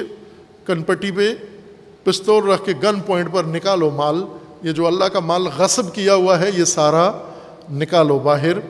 یہ تمہارے ابا جی کا مال نہیں ہے، یہ اللہ کا مال ہے، یہ دین کا مال ہے، یہ دینا پڑے گا آپ کو، یہ مصادرہ ہے۔ یہ اصطلاح سمجھانے کے لیے میں نے آپ کی خدمت میں یہ عرض کیا۔ امام حسین علیہ السلام نے تنعیم میں یزیدی کاروان سے جو مال لے لیا یہ مصادرہ تھا، اس مال کا جس کا حق بنتا تھا امام حسین علیہ السلام کو، اور اختیار تھا امام حسین علیہ السلام کو اس مال کو مصادرہ کر لینا، یعنی اس مال کو ان سے زبردستی لے لینا۔ انہوں نے رضا اور خوشی سے نہیں دیا، ان کا اپنا نہیں تھا، وہ تو ادھر پہنچانے کے لیے کرائے پہ تھے، ان سے امام نے لے لیا، چھین لیا، یہ مصادرہ کیا یہ مال، اور شرعاً یہ مال درست ہے، یہ لیا جا سکتا ہے، اور اس کی ایک وسیع تفصیل ہے جو انشاءاللہ میں جو ضروری ابواب ہیں وہ آپ کی خدمت میں عرض کروں گا۔ اب دوبارہ اس کو پڑھتے ہیں، اس روایت کو اس توضیح کے روشنی میں۔ ثم ان الحسین علیہ السلام اقبل حتی مرء بالتنعیم، مکہ سے امام حسین علیہ السلام تشریف لے گئے باہر اور چلتے ہوئے تنعیم کی منزل پہ پہنچے۔ فلق بہا ایران، وہاں پر ایک کاروان سے ملاقات ہوئی۔ قد بعث بہا بجیر بن ریسان الحمیری الی یزید بن معاویہ وکان عاملہ علی الیمن، یا قد بعث بہا بجیر، یہ کاروان بھیجا کس نے تھا، روانہ کس نے کیا تھا؟ یہ بجیر ابن ریسان حمیری نے بھیجا تھا، یہ یزید کا گورنر تھا یمن کے اندر، وہاں سے اس نے بھیجا۔ وعلی العیر الورث والحلل، اس عیر کے کاروان کے اونٹوں میں پلڑوں میں یا کپڑا تھا ورث، یا کپڑا رنگنے کا سامان تھا، والحلل اور سونا چاندی اور زیورات تھے۔ ینطلق بہا الی یزید، یہ یزید کی طرف جا رہے تھے۔ امام نے اس کاروان کو روکا، فاخذھا الحسین علیہ السلام، امام حسین علیہ السلام نے کاروان روک کر سامان لے لیا ان سے۔ فانطلق بہا، اور وہ سامان لے کر پھر چل پڑے۔ ثم قال لاصحاب الابل، سامان لے کر ان ٹرانسپورٹروں سے کہا، لا اکرہکم، تمہارے اوپر کوئی زبردستی نہیں ہے، من احب ان یمضی معانا الی العراق اوفینا کراءہ واحسننا صحبتہ، جو تم میں سے راضی خوشی سے ہمارے ساتھ عراق تک آئے گا ہم اسے پورا کرایہ بھی دیں گے جو طے ہوا ہے، اور اس کے ساتھ بہت اچھا سلوک بھی کریں گے۔ ومن احب ان یفارقنا من مکاننا ھذا اعطینا من القراء علی قدر ما قطع من الارض، تو جتنا سفر کر آئے ہو یمن سے یہاں تک اتنا طے شدہ کرایہ آپ کو دیں گے، جہاں مرضی ہے چلے جاؤ۔ فمن فارقہ منہم حوسب فاوفى حقہ، جو امام سے جدا ہو گئے اور کہا ہم مزید عراق نہیں جائیں گے، امام نے حساب کر کے ان کا کرایہ ان کو دے دیا، حق دے دیا۔ ومن مضى منہم معاہ اعطاءہ قراءہ وکسا، امام علیہ السلام نے ان کو ان کا کرایہ اور طے شدہ وہ جو چیز تھی وہ ان کے ساتھ دے دی، اور وہ امام کے ساتھ چل پڑے۔ یہ خود یہی کرایہ دار، ان کا بھی ماجرا، یہ آخر تک ان کا بھی دلچسپ کردار ہے کربلا کے سفر میں، اس کو انشاءاللہ آہستہ آہستہ بیان کریں گے۔ خوب، یہ ماجرا جو آپ کی خدمت میں عرض کیا ہے، ایک بہت بڑا موضوع دین کا، فقہ کا اور اسلام کا، شریعت کا، اور خصوصاً قیام امام حسین علیہ السلام کا اس کے اندر پوشیدہ ہے۔ وہ موضوع انشاءاللہ مقدور برحد تک آپ کی خدمت میں عرض ہوگا۔ آپ کی خدمت میں اشارہ ہوا تھا کہ کربلا کی مستند تاریخ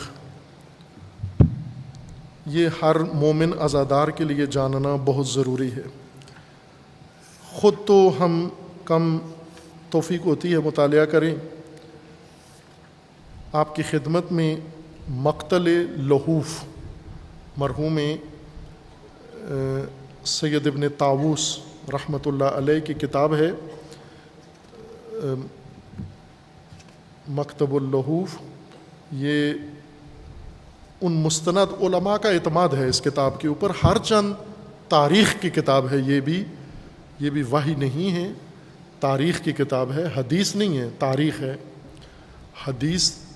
قرآن اور تاریخ تین الگ الگ موضوعات ہیں۔ یہ تاریخ کی کتاب ہے لہوف، واقعات کربلا ہیں، اس میں حدیث بھی ہیں، یعنی اس میں امام حسین علیہ السلام کے جو فرامین ہیں وہ حدیث کے زمرے میں آ جاتے ہیں، باقی تاریخ ہے۔ تاریخ کو اس کے معیاروں پر پرکھنا ضروری ہے کہ ان معیاروں کے مطابق یہ تاریخ ٹھیک ہے یا اس میں کمی بیشی ہے یا تاریخ درست نہیں ہے۔ عموماً علماء نے اس کتاب پر اعتماد کیا ہے، لیکن یہ دعویٰ نہیں کیا جا سکتا کہ اس کی ہر تاریخی روایت وہ درست ہے۔ ممکن ہے اس کے اندر بھی تحقیق ضروری ہو کہ کچھ روایات مختلف ہوں، اس کی کمائی کے ہیں، ایسی روایات انہوں نے تاریخی ذکر کی ہیں جو دوسری کتابوں میں مرحوم شیخ مفید نے اور طرح سے نقل کیا، انہوں نے اور طرح سے نقل کیا، لیکن ایک مستند تاریخ تو ہم پڑھیں اور سنیں کم از کم۔ اسی کو مصائب کی یہی کتاب ہوتی ہے، جسے مقتل کہتے ہیں،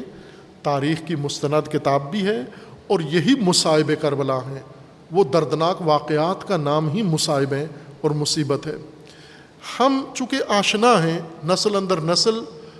فرضی اور خیالی کہانیوں سے، کربلا کے متعلق بہت زیادہ خیالی مواد ہمارے ذہنوں میں بھرا گیا ہے، اور یہ سخت بھی ہے تھوڑا یہ باور کرنا، سننا بھی، کہ ابھی تک میں نے جو سنا ہے وہ سارا خیالی ہے۔ یہ انسان کے لیے تصور کرنا بھی تھوڑا سخت ہے، بعضوں کو بالکل نہیں ہضم ہوتی یہ بات۔ لیکن اگر تاریخ میں دیکھیں آپ تو خود اندازہ ہو جائے گا کہ بہت سارا مواد جو کربلا کی تاریخ یا مصائب کے نام پر پیش کیا جاتا ہے، تاریخی لحاظ سے ایسے نہیں ہیں۔ یہ کتاب مرحوم سید ابن طاووس رحمۃ اللہ علیہ نے شروع سے امام حسین علیہ السلام کے پیدائش سے شروع کی ہے، اور پھر شہادت تک اور شہادت کے بعد کے واقعات تک اس کے اندر ذکر کیے ہیں۔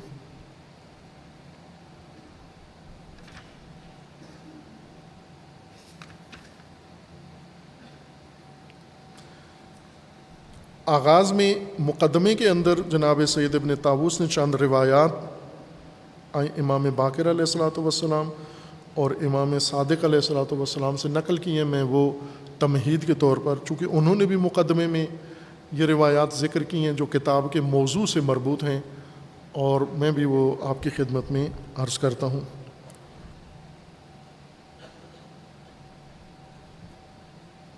فقد روی عن مولانا الباقر علیہ السلام انہ قال کانا زین العابدین علیہ الصلاۃ والسلام یقول، امام باقر علیہ الصلاۃ والسلام فرماتے ہیں کہ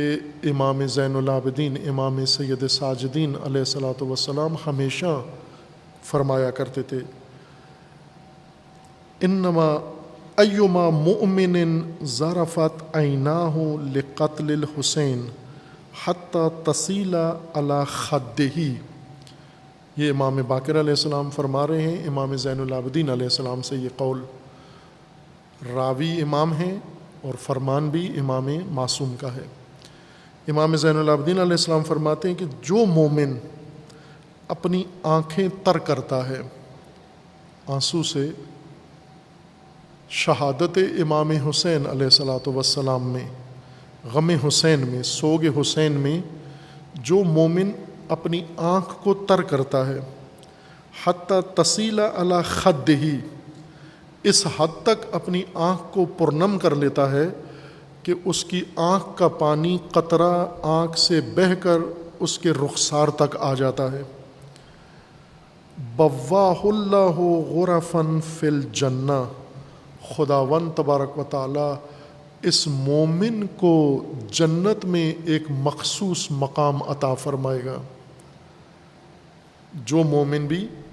غم حسین میں، سوگ حسین میں، شہادت امام حسین میں اپنی آنکھ تر کرتا ہے، اتنی کہ اس کی آنکھ کا قطرہ اس کے رخسار پہ بہہ جائے، اللہ اس مومن کے لیے جنت میں عظیم مقام آمادہ کر گیا. یسکنھا احقابا، اسے حقب اور احقاب کہ قرآن کریم کی اصطلاح ہے جنت کے مقامات کے بارے میں، اسے احقاب نصیب ہوں گے جو جس کا دل اتنا نرم ہے کہ حسین علیہ السلام کے نام پر اس کی آنکھ میں نمی آ جاتی ہے، آنسو آ جاتا ہے. وَأَيُّمَا مُؤْمِنٍ دَمِعَتْ عَيْنَاهُ حَتَّى تَصِيلَ عَلَى خَدِّهِ فِي مَا مَسَّنَا مِنَ الْأَذَى مِنْ عَدُوِّنَا فِي الدُّنْيَا. اور جو مومن، یہ تو ایک قطرے والے مومن کے بارے میں تھا. ہوتے ہیں مومن اپنے اپنے حالات اور اپنی مزاج کے مطابق، جیسے ہم ہیں، ہمیں رلانے کے لیے بہت ماہر فنکار چاہیے، بہت ماہر، ایک ایسا فنکار چاہیے جو جھوٹ بھی بولے، اداکاری بھی کرے، کیا کہ ہمارے احساسات ابھارے. ہمارے احساسات سے تو ہر کوئی رو پڑتا ہے. آپ نے دیکھا ہے کبھی کوئی ایسا احساساتی جملہ دنیاوی معاملات میں کسی کی زبان پہ آ جاتا ہے تو دوسروں کے آنسو چڑھاتے ہیں. اب یہ گزشتہ دنوں ایک تصویر پوری دنیا نے نشر کی ہے، ایک فٹ بالر معروف دنیا کا بہت بڑا، وہ اپنے کلب سے، فٹ بال کلب سے جدا ہوا ہے اور اس پر رو پڑا ہے، اس کی آنکھوں میں آنسو آ گیا. رونا تو مشکل کام نہیں ہے، احساسات انسان کو یاد آ جاتا ہے، کوئی اور احساسات انسان کے نازک ہیں، کوئی چیز بھی انسان کے احساسات کو متاثر کر دیتی ہے. احساسات سے نکلا ہوا آنسو بے قیمت ہے، بے قدر ہے آنسو. احساسات جو رلا دیں اس آنسو کی قیمت نہیں ہے. معرفت رلائے، جو آنسو انسان کا معرفت سے بنے. معرفت بھی انسان کے اندر یہ کام کرتی ہے، آگاہی، بیداری، شعور، تعلق، محبت، مودت انسان کے اندر یہ عمل کرتی ہے، انسان کا آنسو بناتی ہے. امام زین العابدین علیہ السلام اس آنسو کی بات کر رہے ہیں جو فنکار فنکاری سے نکلوا دیتے ہیں نا. جو آنسو امام علیہ السلام فرماتے ہیں غم حسین میں، شہادت حسین میں، قتل حسین میں، مصائب حسین میں اگر ایک قطرہ آنکھ میں ابھرا اور ڈلک کے رخسار پہ آ گیا تو جنت میں اللہ اس مومن کے لیے عظیم مقام مہیا فرمائے گا. اور امام فرماتے ہیں اور اگر ایک قطرہ نہیں بلکہ اگر آنسوؤں کی لڑی بہہ نکلی غم حسین میں، ان مصیبتوں میں جو ہم پر ڈھائی گئی ہیں، ان مصیبتوں کو ذہن میں حاضر کر کے، ان مصیبتوں کا سن کر اگر اس کے ذہن اس کی لڑی آنسوؤں کی بہہ نکلی، وَأَيُّمَا مُؤْمِنٍ دَمِعَتْ عَيْنَاهُ حَتَّى تَصِيلَ عَلَى خَدِّهِ فِي مَا مَسَّنَا مِنَ الْأَذَى مِنْ عَدُوِّنَا فِي الدُّنْيَا. جو ہمارے دشمنوں نے ہم پہ مصائب ڈھائے ہیں، ان مصائب کا تصور کر کے اگر کسی مومن کی آنکھ بہہ نکلی اور آنسوؤں کی لڑی بہہ نکلی. بواہ اللہ منزل صدق، اللہ تعالیٰ اس کو منزل صدق عطا فرمائے گا، یہ صدیقین کی منزل پر فائز ہوگا. وَأَيُّمَا مُؤْمِنٍ مَسَّهُ أَذًى فِينَا، یہ تو وہ مومن ہے جو صرف روتا ہے ایک آنسو، اور وہ مومن جو آنسوؤں کی لڑی جس کی بہہ نکلتی ہے،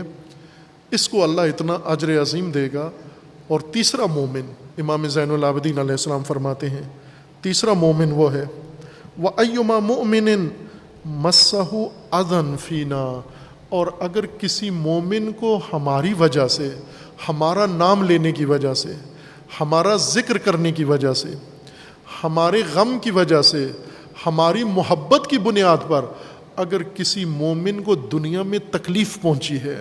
کوئی زخم لگا ہے، کوئی تہمت لگی ہے،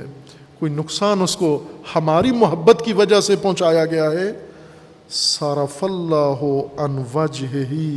الاذی وآمنہ یوم القیامت من سخط النار. یہ جو دنیا میں امام زین العابدین فرماتے ہیں ہماری وجہ سے چھوٹی سی مشکل برداشت کرے گا، خداوند تبارک و تعالیٰ قیامت کے دن اس سے وہ بہت بڑا عذاب ٹال دے گا اور اسے امن عطا کر دے گا. وہ نار جہنم سے بہت دور کر دیا جائے گا جس دن سب جہنم میں جل رہے ہوں گے. وروی عن مولانا صادق علیہ السلام، حضرت امام جعفر صادق علیہ السلام فرماتے ہیں انہ قال من ذکرنا عندہ ففاضت عیناہ ولو مثل جناح الذبابہ. امام صادق علیہ السلام فرماتے ہیں اگر کسی محفل میں، مجلس میں، کسی شخص کے سامنے، ایسے پاکستان میں چونکہ میں نے عرض کیا نا کہ فنکاری کا ماحول زیادہ بن گیا ہے، پاکستانی مومن کو رلانے کے لیے بہت جتن کرنے پڑتے ہیں، بڑی مہارت چاہیے کسی ذاکر خطیب کے اندر، اور وہ اسی کے پیسے بھی لیتے ہیں کہ ہم نے اتنا زور لگایا ہے آپ کے آنسو نکالے ہیں. لیکن ہم نے دیکھا ہے دوسرے اقوام کے اندر، دوسرے لوگوں کے اندر، یقین جان لیں گاڑی کے اندر، بس میں، یہ جتنے بھی ایران سے علماء کرام آئے ہیں پڑھ کے یا پڑھتے ہیں طلاب، یہ گواہ ہیں، یا عراق میں جائیں یا لبنانی، ملے ہوئے تو ساری اقوام سے ہیں آپ. اگر بس میں آپ نے امام حسین علیہ السلام کا نام بھی لے لیا، نام صرف عام آدمی نے، کسی انسان نے نام لے لیا، دھاڑے مار کے رونا شروع کر دیتے ہیں. ان کو رلانے کے لیے فنکار نہیں چاہیے، اس لیے کہ ان دلوں میں درد حسین ہے، سوگ حسین ہے. امام جعفر صادق علیہ السلام فرماتے ہیں اگر من ذکر نہ عندہ، جس کے ہاں جس کے سامنے ہمارا ذکر ہو، ففاضت عیناہ، اور اس کی آنکھیں بہہ نکلے، ولو مثل جناح الذبابہ، اگرچہ مکھی کے جسے جتنا ہی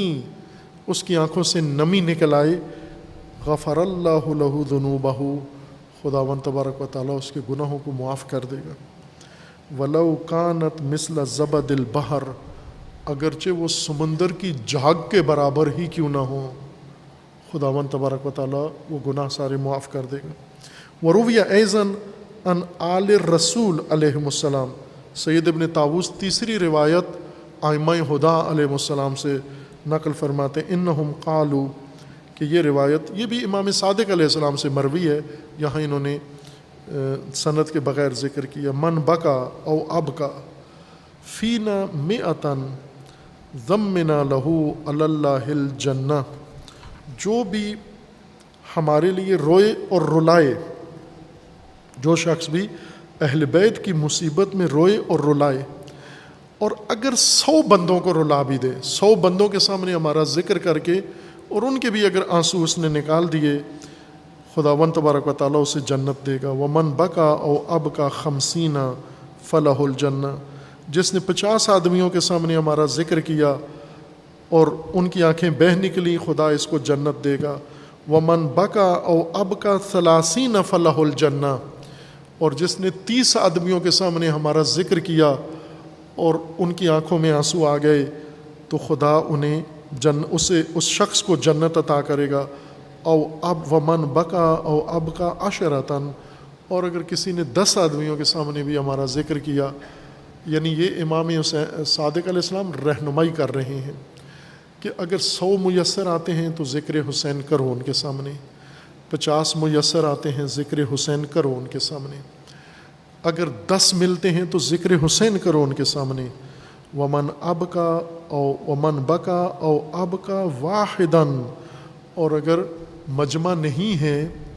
آپ اکیلے ہو، اکیلے میں بھی اگر تم نے ذکر حسین میں آنسو بہایا، فلہ الجنہ، خدا اس کے لیے بھی جنت مقرر کرے گا، ومن تبا کا فلہ الجنہ۔ قال علی ابن موسیٰ ابن جعفر ابن محمد ابن طاووس الحسینی، پھر اس کے بعد سید ابن طاووس یہ روایات ذکر کرنے کے بعد اپنی کتاب کے بارے میں تھوڑی سی بات کرتے ہیں، اور اس کے بعد امام حسین علیہ السلام کی ولادت جو گریے سے شروع ہوئی، جس پر رسول اللہ صلی اللہ علیہ وآلہ وسلم نے گریہ فرمایا، اور جب رسول اللہ سے گریہ کا سبب پوچھا گیا اور رسول اللہ نے گریہ کا سبب بتایا، تو پھر جو بھی وہاں موجود تھا اس نے گریہ کیا۔ یہ آغاز تھا امام حسین علیہ السلام کا پہلا دن، جس میں رسول اللہ کو ایسی خبر دی گئی کہ رسول اللہ کے آنسو جاری ہوئے اس خوشی کے موقع پر بھی، اور پھر رسول اللہ نے جو خبر سنائی تو سب کے آنسو جاری ہو گئے۔ الا لعنۃ اللہ علی الظالمین فسیعلم الذین ظلموا ای منقلب ینقلبون۔ اللہم بحق اسمک العظیم العظم العز الاجل الاکرم، یا اللہ یا اللہ یا اللہ یا اللہ یا اللہ یا اللہ یا اللہ یا اللہ یا اللہ یا اللہ یا اللہ۔ خدا بندہ بحق اسماء حسنائے خود، بحق اولیاء، بحق انبیاء، بحق رسول اللہ، بحق آل رسول، بحق فاطمۃ الزہرا، بحق سید الشہداء، بحق اصحاب سید الشہداء، پروردگارہ ہمارے اس قلیل سے ذکر کو اپنی بارگاہ میں قبول فرما، مومنین کے اس اخلاص و خلوص کو شرف قبولیت عطا فرما۔ پروردگارہ بحق محمد و آل محمد، جو مومنین اس دنیا سے رحلت کر گئے ہیں انہیں جوار رحمت میں مقام نصیب فرما، جو مریض ہیں علیل ہیں انہیں شفاء کاملہ عطا فرما، جو اس مرض میں، وبا میں، کرونا میں مبتلا ہیں، پروردگارہ بحق سید الشہداء، بحق اصحاب سید الشہداء، بحق اولاد سید الشہداء، پروردگارہ ان تمام مریضوں کو شفاء کاملہ عطا فرما۔ پروردگارہ تمام بشریت کو روئے زمین پر اس وبا سے، اس شر سے نجات عطا فرما۔ جو مومنین کسی مشکل و مصیبت میں گرفتار ہیں ان کے تمام مسائل و مشکلات کو برطرف فرما۔ خدا بندہ بحق محمد و آل محمد امت مسلمہ کو ظلم و ستم سے نجات عطا فرما، امت اسلامیہ کو فتنوں سے رہائی عطا فرما، امت اسلامیہ کے اندر اتحاد و وحدت برقرار فرما، ان کے اندر بیداری و شعور قائم فرما۔ خدا بندہ بحق محمد و آل محمد جو مظلوم امتیں ظالم حکمرانوں میں، ظالم نظاموں میں گرفتار ہیں، ملت مظلوم کشمیر، ملت مظلوم یمن، ملت مظلوم فلسطین، مظلومین عراق، لبنان، افغانستان، پروردگارہ ان تمام مظلومین کو ان ظالموں کے شر سے نجات عطا فرما، ان ظالمین کو ظلم سمیت نیست و نابود فرما۔ رہبر معظم انقلاب اسلامی کا سایہ دراز فرما، انقلاب اسلامی کو انقلاب امام زمن سے متصل فرما، مملکت پاکستان کی حفاظت فرما، اس ملک کو اندرونی بیرونی دشمنوں کے شر سے محفوظ فرما، ملک کے اندر امن و امان قائم فرما، ملک کے اندر فرقہ واریت، فتنہ، فساد اور نفاق پھیلانے والوں کو نیست و نابود فرما، ان کے حامیوں اور بانیوں کو رسوا فرما۔ پروردگارہ اپنے ولی حق ولی اللہ العظم اجل اللہ تعالی فرج و شریف کا جلد از جلد ظہور فرما، ہمیں حضرت کے اعوان و انصار میں سننے کی توفیق عطا فرما۔ آپ آخر میں تمام مرحومین کے لیے، خصوصاً شہداء اسلام کے لیے، وبالخاص امام شہداء حضرت امام خمینی رضوان اللہ تعالیٰ علیہ کے لیے سورہ فاتحہ۔ بسم اللہ الرحمن الرحیم، الحمد للہ رب العالمین، الرحمن الرحیم، مالک یوم الدین، ایاک نعبد و ایاک نستعین، اہدنا الصراط المستقیم، صراط الذین انعمت علیہم غیر المغضوب علیہم ولا الضالین، اللہم تقبل منا انک انت السمیع العلیم برحمتک یا ارحم الراحمین. ماتم حسین.